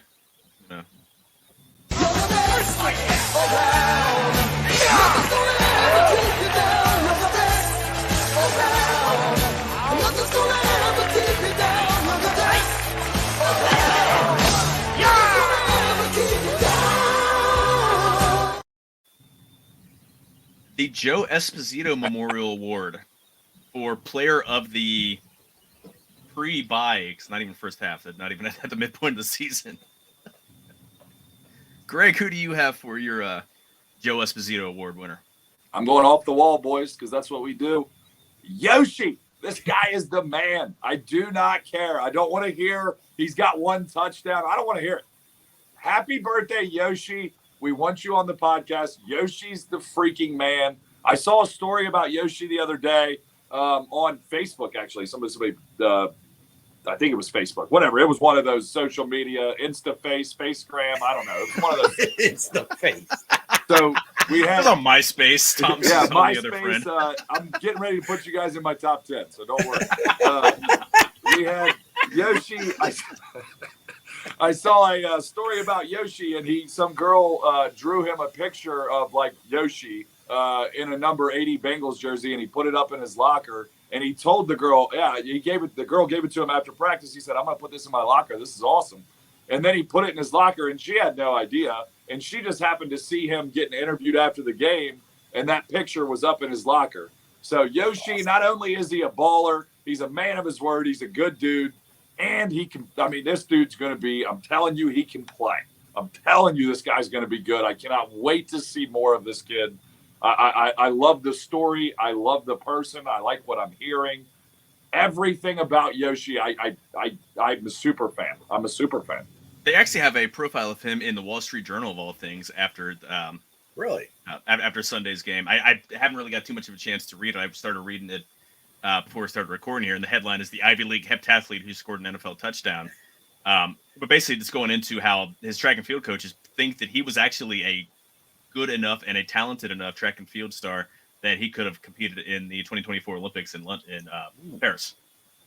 Wow. So, the guy's a freak athlete. So he's got all the physical attributes.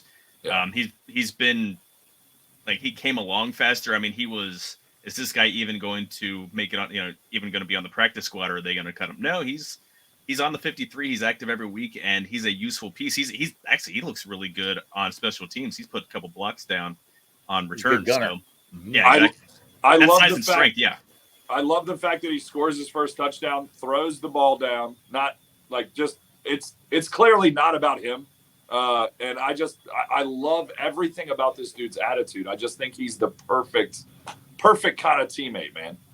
Actually, I think what I read is because there was a penalty on the play, I think he thought that it was going to be a penalty on the offense and it was coming back. So that's why he left it. That's why Joe Burrow had to run back to the end zone and pick the ball up. Yep, Jack Buck took care of him.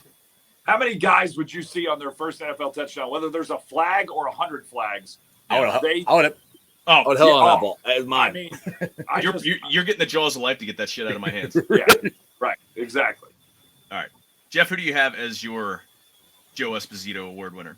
So are we like doing MVP or outstanding? Is that more than what this is? Outstanding player, I guess. Just best player, best player. Well, I'm gonna take the low hanging fruit. I'm going with Jamar Chase. I mean, you gotta go with him. I mean, just because of Arizona, that game was unbelievable. One game. I mean, it's hard to runner up would be Trey Hendrickson. Don't steal my thunder. Okay. But yeah, I'll go Jamar Chase because it just the game he had. What do you have? 190, 50 catches, 190. Set a Bengals single game record. Just right? Yeah, it was a little shy of 200 yards. Yeah, I think so. 189 or something like that. Yeah. It's just that game alone right there. And I know it's against Arizona, but that was a must win. We had that. He had to step up. Him and Joe had to step up and play in that game, play good in that game, and they needed that. So far, we can look back as that's the game that saved the season. Yeah. And I kind of actually Joe Burrow said this, that he looked at that game. It reminded him a lot of the New Orleans game last year. Yeah. The New Orleans game, they both went off, and that's where they finally kind of got the offense going again. I still think they kind of stumbled again like they did last week, and then it took off. Yeah. That's where I keep saying it's a lot like last year, but that's where that game we might look back and say, all right, this is where our jumping off point was for our offense. And so, to me, it's Jamar Chase. Yeah. And for me, I mean, you mentioned it, Trey Hendrickson. He's been lights out. He has 8 sacks in 6 games. He's tied for second in the league right now behind TJ Watt. 27 pressures. He had 10 pressures in the Rams game alone. I mean, that's living in the backfield. He's got a couple other hits. He's got 17 hurries. He had a couple really nice plays in the run game, and he's not known for being a great defender against the run. I mean, he's a pass rush guy. Sam Hubbard's the run stopping guy. So without him, especially with as inconsistent as the defense has been, especially in running in run defense and pass defense for that matter. But I think he's had just the best. I mean, Chase has been great, but Chase has been what we kind of expect Chase to do. We knew Trey Hendrickson was a great defensive end who doesn't get his flowers. He doesn't get anywhere near the. He should this year. Hopefully he will. Yeah. But I mean, this year, I mean, again, just another year. I mean, the problem is, I mean, just look in his own division. You've got Myles Garrett and T.J. Watt. I mean, those are the two best. Those two and Micah Parsons are the three best pass rushers, the three best edges in the game. Yeah. So I get him getting overlooked, but he's right there below. He's the next tier down, if not inching up toward them. Yeah, I mean, even before he started even before the explosion the last couple of weeks in sacks, I mean, he had 3 last week. He was right up there in pressure percentage and productivity. So it's even when like last year, he didn't get a ton of sacks, but he was right there in terms of getting to the quarterback. He just wasn't able to finish them up for whatever reason, either guys, quarterbacks being able to step up in the pocket because of an interior pass rush or whatever. So he is absolutely my choice for the Joe Esposito. Not to mention he's tough as shit. Yeah, I mean because I think he got hurt. This came up in the injury report. I think he tweaked something last week because he kept going off, and he was the kind of hobbling. Not wasn't hobbling, but there was something wrong. Like I said, I don't even think he even made the injury report, or whatever. But yeah, he's blackout trade. He's a freaking psycho, dude. Yeah. I will never forget this. Like I go down to practice, for training camp and everything, and we're standing there on the field or whatever, and they let the fans say, I'm like, hey, what's up, Trey? And all of a sudden I get this. I'm like, whoa! Like, don't kill me. I'm like, that's blackout Trey right there. He was in game mode. Like that dude, his motor does not quit. He does it in practice from freaking July till the season ends. He's like that all the time. Well, there was the joint practice with the Packers when they said he would have had 6 or 7 sacks himself in one session. Yeah. And this was going against their first team offensive line in live reps. Obviously, he's not taking down the quarterback, but he would have had, if there was live hitting on the quarterback. So, but with the yin, there must be a yang. With the good, there comes the bad. That boy is good. Mm-hmm. Good and terrible.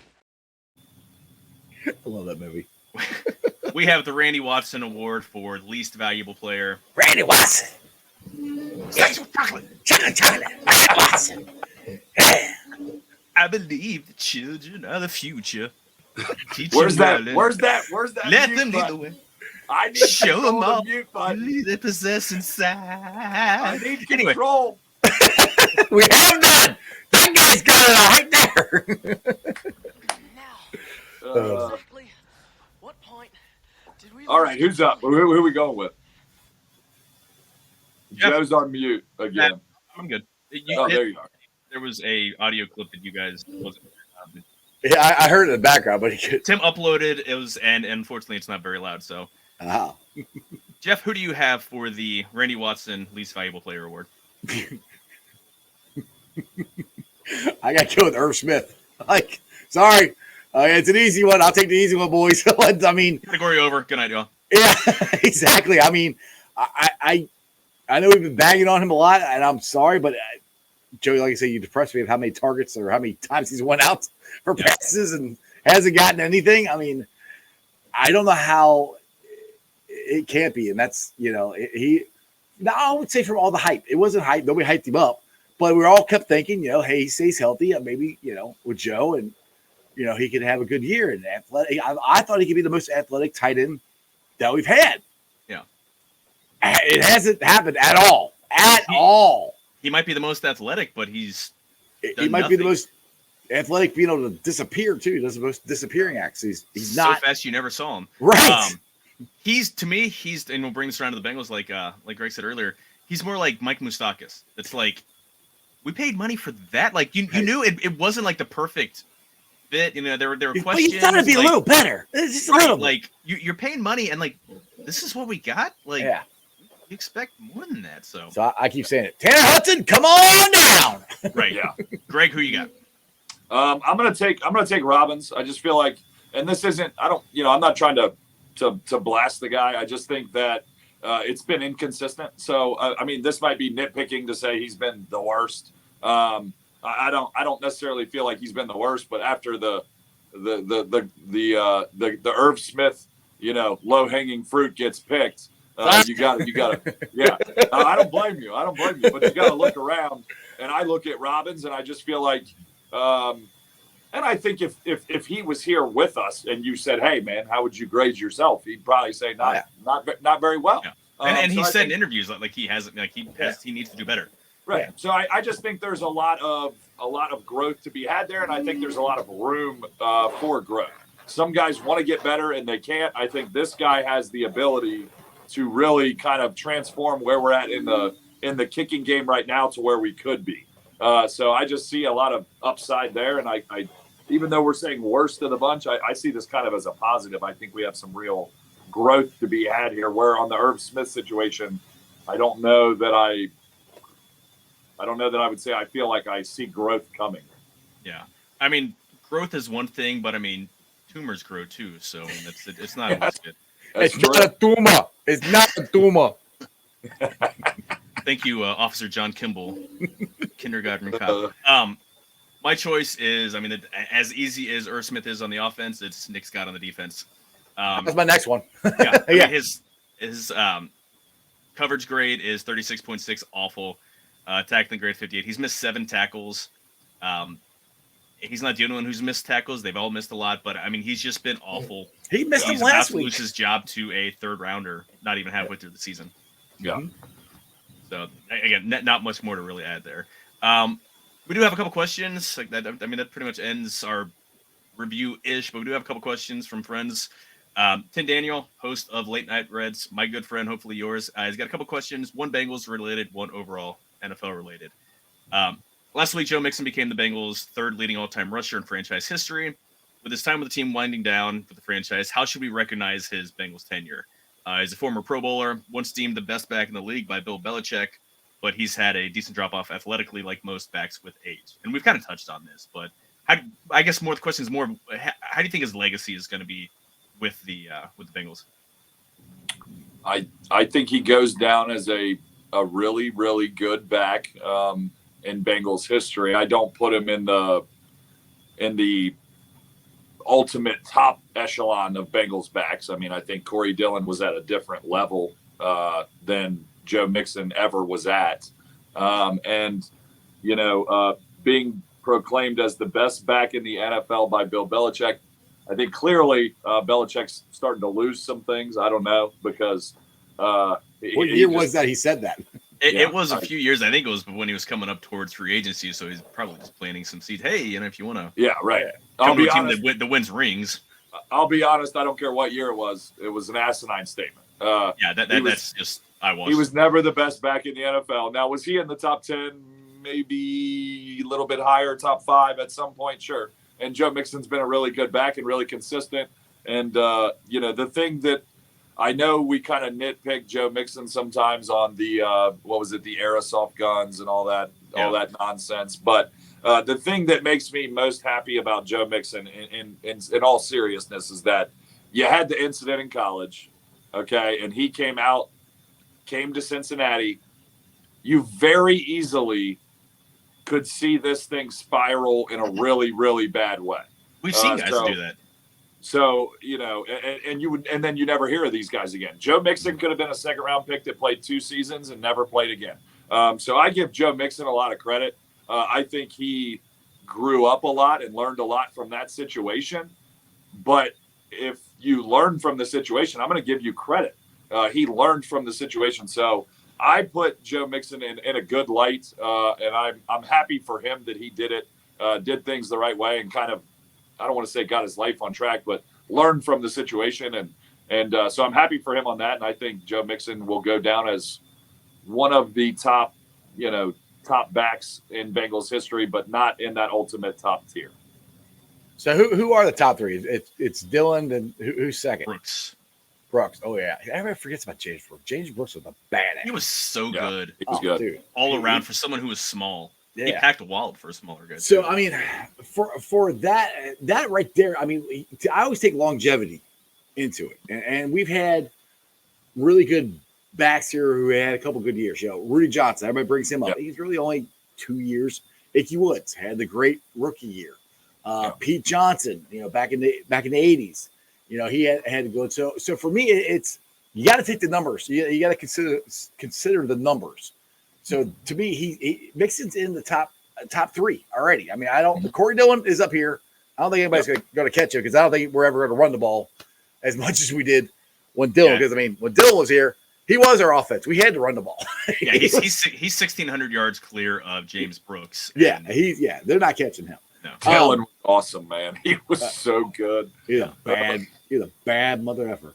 Yes, But yeah, so to me, I put Mixon in the top three just because of the longevity, how much he's accomplished as a Bengal, because he hasn't always been on great teams. He hasn't had great offensive lines. I mean, honestly, he really this one probably is the best offensive line he's had. He's never had a really good offensive line. So you got to take that into consideration too. And I always say Corey Dillon never had good offensive line. Look what he did. So two of our top three backs never had really good offensive lines in their career, and they're our top three running backs. So that aspect alone, to me, he's got to be. I'm going by the number. He's got to be top three. Just if you look at other guys in the past, they're not. I just can't match them up to him. I mean, James Brooks, Corey Dillon, James Brooks are 1 and 2. I don't think anybody should ever touch them. I think what they've done and what they could do with the ball in their hand is ridiculous. And I haven't seen two guys like that. James Brooks is just absolutely ridiculous for the size he was. I don't think we can. I don't know how well this is actually viewable here, but this is the Bengals' all-time leading rushing team. And I mean he's 30, just past Rudy Johnson. I shot Rudy Johnson because he had 3 years and he was up there. I mean that's a hell of a lot of yards. I put Mixon right up there with Rudy Johnson. He just passed Johnson in terms of games played. Rudy Johnson played 81 games. Mixon's at 86. Mixon averages slightly more yards per carry, but I think by the end of the year, Rudy will probably have more. Right. Rudy averaged more yards per game. The other thing, look at the offensive lines Rudy Johnson ran behind. Yeah, those are better than what Mixon. Yeah, they had better offensive lines, but I think he belongs right there with Rudy Johnson in terms of where they fit. I mean, different perspective, but again, also Rudy was a running back on a very heavily pass-happy team, though, too. So that's I think it goes. I think pretty much all of us are in agreement. It goes Dillon, Brooks, and then best of the rest would be Mixon is clearly in that. Mixon and Rudy right there. Yeah. Stanley Wilson could have been. What could have been? Oh, what could have been? Is he snorting the goal line? Oh, God. What a pain in the ass. We were having that conversation at the tailgate Sunday. I was explaining to my son who Stanley Wilson was. He never heard of him. I was like, well, you would have. Yeah. I mean, he was a good running back. I mean, he had in the 88 year. I mean, he had another 500 yards on top of James Brooks and Ickey Woods. And then the night before the Super Bowl, decided to go get coked up. Good time for that, Eugene Robinson. Although Eugene Robinson was an undercover cop posing as a prostitute, wasn't he? Or wasn't that why he got arrested? I'm trying to remember. I know the name. I'm trying to think. I can't remember. I mean, Falcon, the safety. And that was. Yeah, I mean, he was the Walter Payton Man. Yes, one year. And then he got busted night before the Super Bowl. Prostitute. Prostitute. That was an undercover I remember cop, that now. Yep. That was the last time Stanley Wilson was brought up in any bit. So doing something silly before the night before the Super Bowl. The night before, dude. Second question Tim had, again, it's one question only, man. Come on. No. Damn it. And this one's more college. After this last weekend, I think Caleb Williams is the best quarterback in the draft, and Al Golden, who's the Notre Dame defensive coordinator. Tim's a huge Notre Dame fan, so we will bet against him. Former Bengals linebacker coach, too. Yeah, head coach at Temple, head coach at Miami. But Al Golden just had a phenomenal scheme against him. Do we agree? And how many current starting quarterbacks would you take Caleb Williams? I think Caleb Williams is I like Drake May as a higher floor. I think Caleb Williams has a higher ceiling. But I think Drake is less volatile. And yeah, I mean, Notre Dame played fantastic against USC, so that wasn't them getting exposed so much as Notre Dame just played a hell of a game. But where do you guys stand on?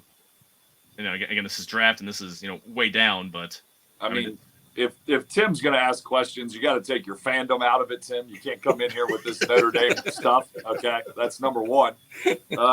Number two, I think asking, how many guys, how many current starting quarterbacks would you take Caleb Williams over? Joe, I've got one. I would for sure. And finally lost his first home game since being a high school quarterback. But knows. Yeah, I mean, Desmond Ridder, he gone. I'm taking Caleb Williams over Desmond Ridder for sure. Mac Jones, Danny Dimes, yes. Sam Howell, yes. Maybe not Kirk Cousins because he's got. I mean, you know who he is. Where are we on Jordan Love? I don't. I mean, he's got such a hard. Such a hard judge. He's been too inconsistent. I think it's still out on him because he's looked really good. I can't. We're not there yet. You gotta get this full season around. But you gotta give Jordan Love a wait and see kind of approach. I mean, you gotta figure Christian Watson was out for 2 or 3 or 4 games. Yeah. If you're a first year starting quarterback and then you take a young wide receiving core, very young. And then you say, by the way, we're taking your only good one or your best one. I mean, Aaron Jones has been out a couple games. I mean, I think if the Packers are at full strength, I actually think they can make some things work. But to say, I mean, he can fling it. I mean, he's got an absolute cannon. I'm still on the Jordan Love bandwagon. Okay. Justin Fields. I mean, his next stretch of strong play will be his first stretch of strong play consistently. I think probably take Caleb Williams over him. Kenny Pickett, Kenny Baby Hands, yeah. Deshaun Watson, yeah. So one thing, I'll press. Does the things you're hearing about Caleb Williams? I don't know if it's true or not, but there's a report out that said that he wanted a percentage of the NFL team, and then there's reports that I don't want to go to Arizona. There's reports that he's making. This is what we're going to run into with the NIL. He's I just feel he's reading his press clippings a little too much. You're good in college, but you still got to prove it in the NFL. And that's where I'm kind of at with him. And guys do this from time to time. John Elway forced his way out of. But it wasn't. John Elway wasn't making money though. John Elway wanted to go. Indian. Well, it was Baltimore. John Elway wanted to go somewhere where he thought he could win. Caleb wants to go where I think he can make the most money. It's what it seems like to me. I think it's more just. Arizona's a shit show. They're an absolute shit show. Lou dodged an absolute bullet by not getting that job by Jonathan Gannon, getting the call ahead of him. I think that's what it is more than anything else because some of the other really bad teams. Yeah, but if you get that, people said that about the Bengals for years. Right. So, but that's the thing, though, but they also said that Burrow should try to get out of there too. And Eli Manning, he told San Diego not to draft him because he didn't trust San Diego's thing. And I don't think it's about money. Yeah, NIL can keep a third-year player in college until his 4th year because it's not about money at that point. But ultimately, you're going to enter the draft, and you're going to get picked, and you're going to end up with that team. There might be might be a pain in the ass for the negotiations, but I'm not super big on Caleb Williams myself. I think is he a good quarterback? Absolutely. He would not be the first guy I take in this draft. So I think Caleb Williams, what he needs to think about is, hey, buddy, instead of, if Cardinals have the number 1 pick, I'm not going. Well, what you need to start asking yourself, Caleb, is what about the 2nd and 3rd pick? Because that's where you're going to go. You ain't going to be the number 1 pick in the draft. You're not that good. And when you get to the NFL and you try to run around and dance around in the backfield for 45 seconds, somebody's going to smoke you. I mean, you are absolutely going to get lit up. Caleb Williams in college, okay, and it's amazing that I think I'm the only one that sees this stuff. Every single game Caleb Williams plays, he pulls the Ben Roethlisberger. I'm hurt, but I'm not hurt. I can still play. I limp around when we're not on offense. I limp around. But then Willis Reed hobbling back on the court. soon as we get the ball, I'm running around. Oh my God, here we go. It's all see, what it is, and what his play reminds me of is Patrick Mahomes. He's got the ability to make all these off-balance throws. He's got a rifle, and he's creative. But also, didn't Patrick Mahomes have a really serious ankle injury, but he's still running around against the Bengals and in the Super Bowl?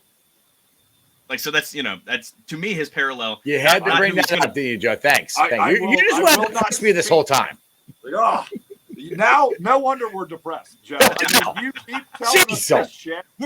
We're Cincinnati-based sports fans who love the local teams. That's why we're depressed. It's got nothing to do with me. I'm just a product, okay? We can bring it up. There's nothing about Mahomes that I'm going to give credit for, okay? Yes, the guy he dances around. He acts like he's hurt. He's pulling the Roethlisberger thing, too. You think his ankle that's my point. That's my point. You think his ankle was devastated? No. He wanted an excuse when the game was over so he could go home to his wife who don't even get me started. I mean, geez. You talk about least favorite people on the planet. It's like Cam Newton, Baker Mayfield, Patrick Mahomes' wife, Patrick Mahomes' brother, and Patrick Mahomes. I mean, don't forget his dad. The list is set. His dad's a bit of an asshole too. God, I can't do it. People ask me if I watched that. Did you watch that show with Mahomes? What was it called? Quarterback. No, I didn't. I can't listen to him talk, or I can't. I'm done. I'm out. Someone put out on social media a picture of him side by side. Did you ever watch Roseanne as a kid? Mm-hmm. A side by side of him and the actress that plays Darlene. Oh yes, I saw that yesterday. They are the same person. Yes. This is the conversation we should be having. You can't unsee it now that I've seen it. I can't unsee it. He is now just trying to make us happy. Yeah, he's tried to depress us before. Now he's trying to make us happy. Yes. Yeah. He is actually Sarah Gilbert. So, I'm amazed you knew her name. I know so much useless shit. She was in an episode of Simpsons, so that's pretty much what it comes down to. Okay. If you're in an episode of The Simpsons as a guest, I will probably know your name.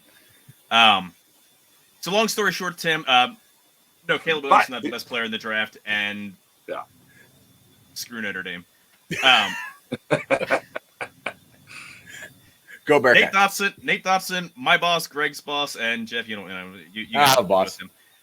She's upstairs. Yeah, I was going to say my boss is in the office next to me here, but I'm concerned about the front office's unwillingness to address obvious or potentially obvious needs. With Burrow ailing and the season about to start, how did they not sign a legit backup quarterback?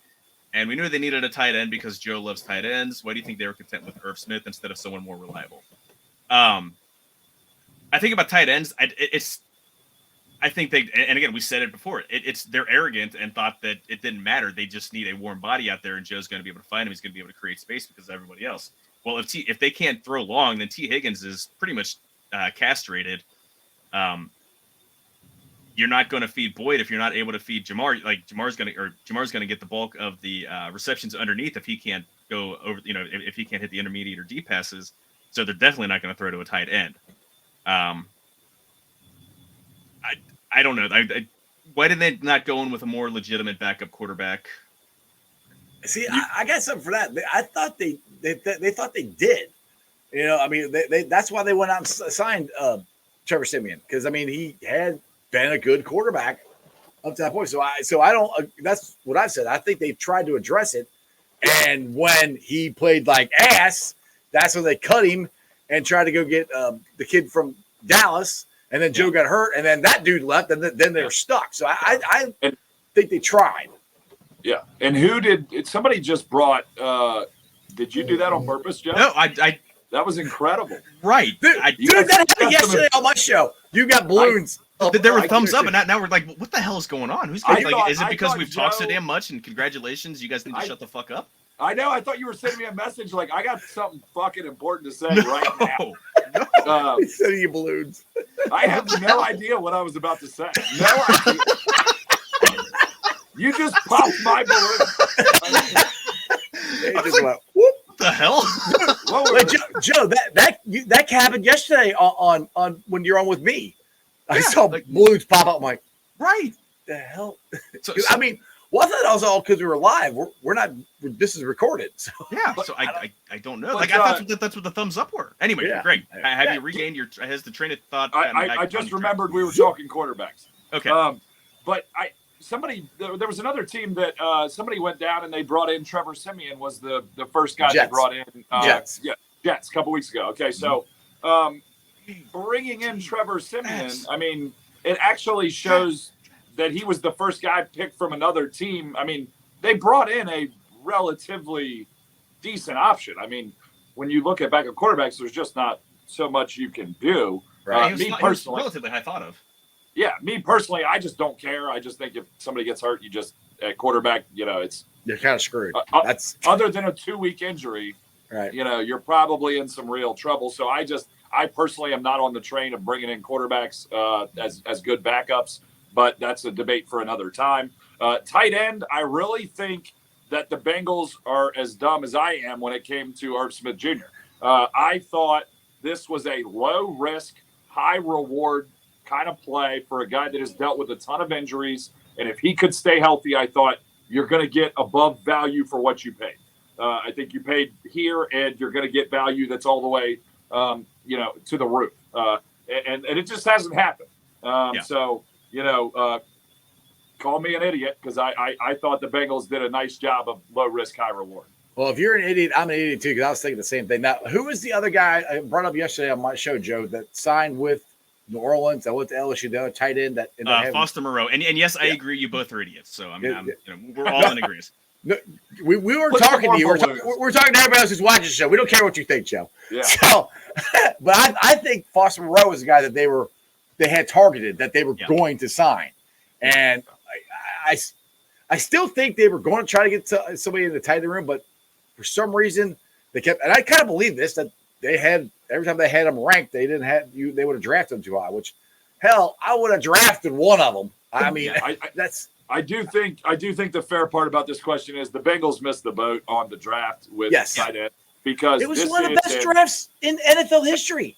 They relied too much on their draft board, and if someone is available around after the year after they thought they were, they're going to pick him. Jordan Battle. They thought Jordan Battle was a second-round pick, and he's available at the very end of the third round, so they got him. Never mind that they really didn't need a safety. Now, granted. We also assumed everyone assumed next guy was going to play better, but so that's part of being. I wanted Josh Wiley. I would have loved to get Josh Wiley. I mean, there were guys available at certain points that just someone who they thought was going to be available. Was he a 6th-round pick? Wiley. This to me goes down as the greatest tight end draft in NFL history, and I firmly believe that. We got 0. Yeah, you have so many good Dalton Kincaid.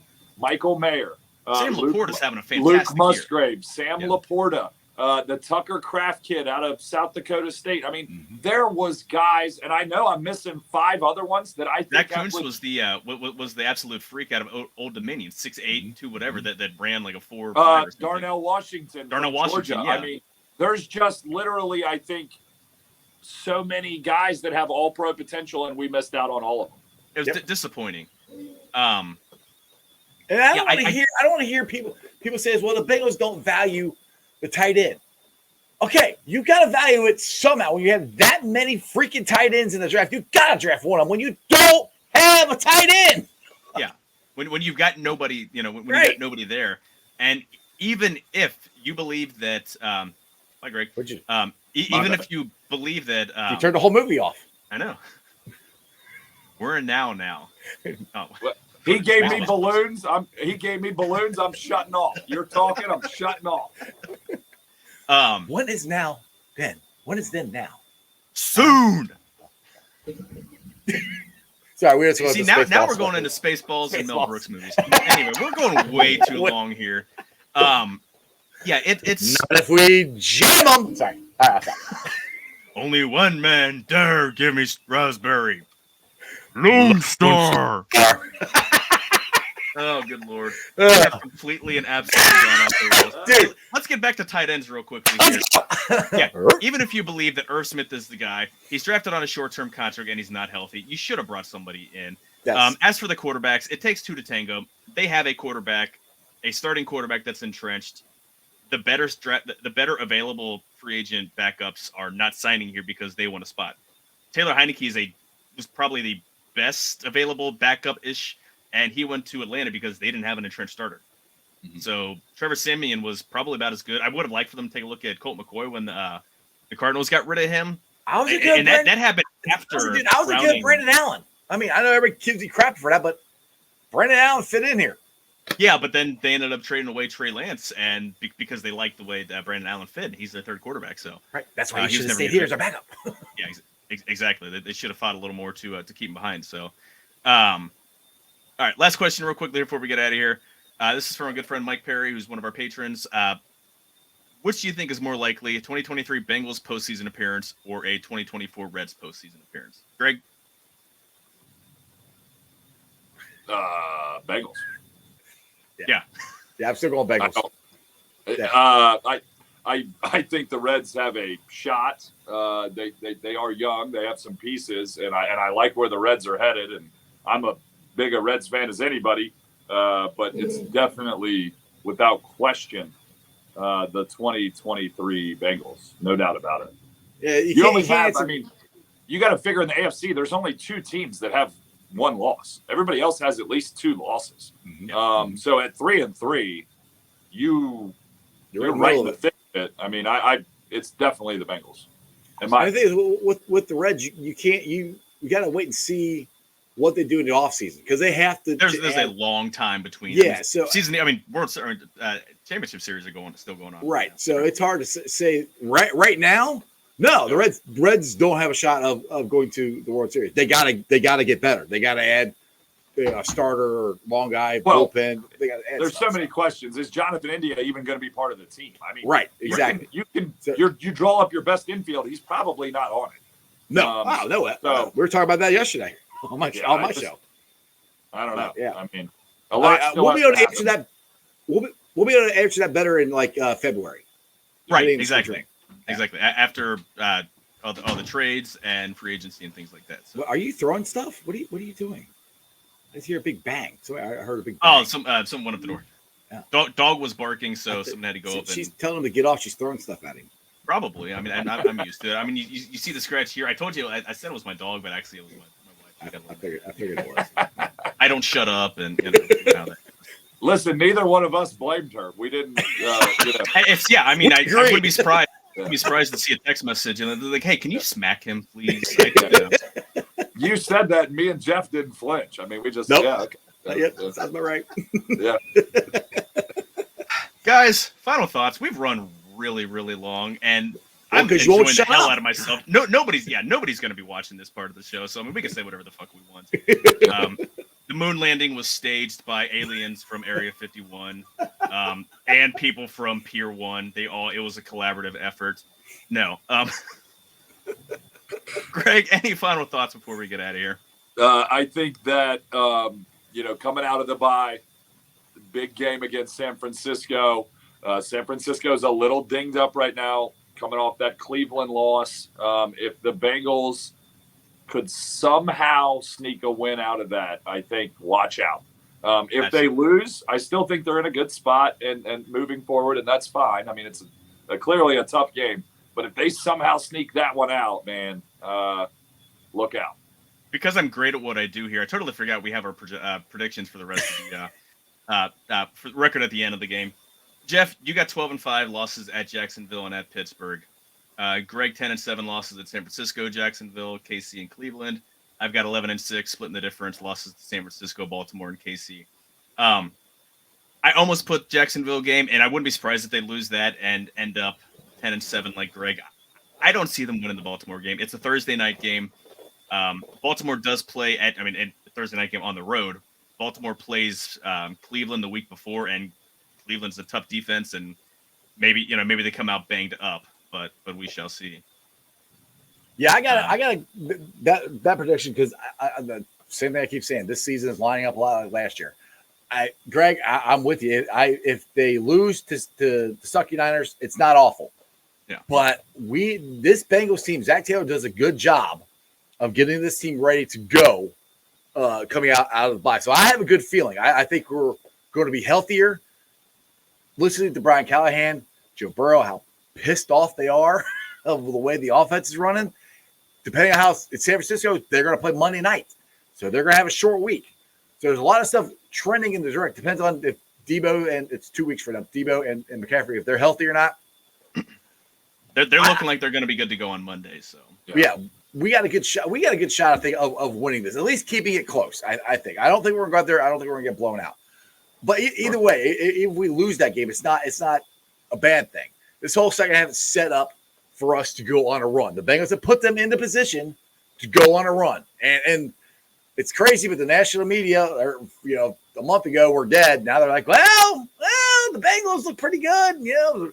What's the Ratbirds? Their offense looks the same as it always does, and Steelers, so everybody's kind of jumped back on our bandwagon. So I think we're trending in the right direction, and I don't say right where we want to be because, of course, we'd rather be undefeated. But from where we started to where we are, it is 10 times better. Yeah, and I just want to be clear on my 10-7 record prediction. I think that week 18 game, I guess it is the week 18 game. I just think they lose against Cleveland because again, it's a game that doesn't matter. So I just want to put that out there, guys. I don't think the Bengals are bad. I just think that last game's not going to matter. I think seeding is going to be kind of decided, especially in a bundled up AFC. I don't think you're going to need 11, 12, 13 wins to get in. So I think that final game, I'm giving that to Cleveland as we got to give them a little sympathy. Listen, if you lived in Cleveland, you would want sympathy too. And what sucks is they go, hey, we beat you guys twice. Right. Like we gave you the last game. Shut up. Yeah. When was the last time you guys were in a Super Bowl? 2 years. Right. Huh? You guys were. When was the last time you guys were in a Super Bowl? Oh, wait a minute. They've never even been to one. Losers. Right. Jeff, pip your show before we get out of here. All right, guys. I'm on every single day, Monday through Friday, live at 5:30. It's the YouTube channel Sports with Strawberry Ice. I got Jason Garrison on today. Tomorrow I got some guy named Corey Dillon and Jeff Hobson on the show together. So they're going to relive some old Bengals time. So yeah, check it out. Please make sure you like, subscribe, share. I'm on Twitter, Instagram, TikTok, all that stuff. Yeah, thanks for having me on. Jeff, you get big-time guests. And you depressed me. You did depress me. I know. I tried. Jeff gets big-time guests, and I get the guy who gets big-time guests. It's What like, you got, Greg? Yeah, What are you talking? Greg's on here all the time with you. But he's not my guest. I got your back, Greg. But he's Thank not my you. guest. He's my Thank co-host. He doesn't count. He is big gives, time, but all he doesn't all get he me. does is throw slides and I know. throw balloons up when I'm trying to talk. Ridiculous. I still don't know what the hell that was. I don't either. I was like a dog with a car. I was just like, what is going on? What is that? Squirrel. What the hell? All right. If you guys are watching us, please please subscribe. Facebook.com/RiverfrontCincy or YouTube.com/RiverfrontCincy. I'm pressing the wrong buttons. I am so screwed up. We know. Think about I know. Think about joining our Patreon. We have a lot of fun. It's cheap as $2 a month. You get an invite to our Slack channel. We have an absolute killer time there. We've got channels. We talk about Reds. We talk about Bengals. We talk about college sports. Last week we had a really, really long discussion about Creed and Nickelback. I threw some Kiss in there because I had to talk about crappy bands because I had to throw a little shade at Tim. Again, so it's a hell of a lot of fun. It's as little as $2 a month. We do have occasionally hangouts where everyone gets an invite to have just a Zoom chat with everyone who's around during the middle of a game. Just have some adult pops and enjoy ourselves. But outside of that, everyone, we will be back next week. Obviously, not going to be a Sunday night game or Sunday night show since there's no Sunday game. But we'll be back here next week with another thrilling episode. Probably a little less nonsensical. Probably a lot shorter because we went. We made sense. At least 50% of the time. I was gonna say I dare you to rewatch this and text me and be like and text me like, oh, we made sense the entire time. We didn't fall off the tracks at all. Come on now. All right, everyone. Hooday. Goodbye.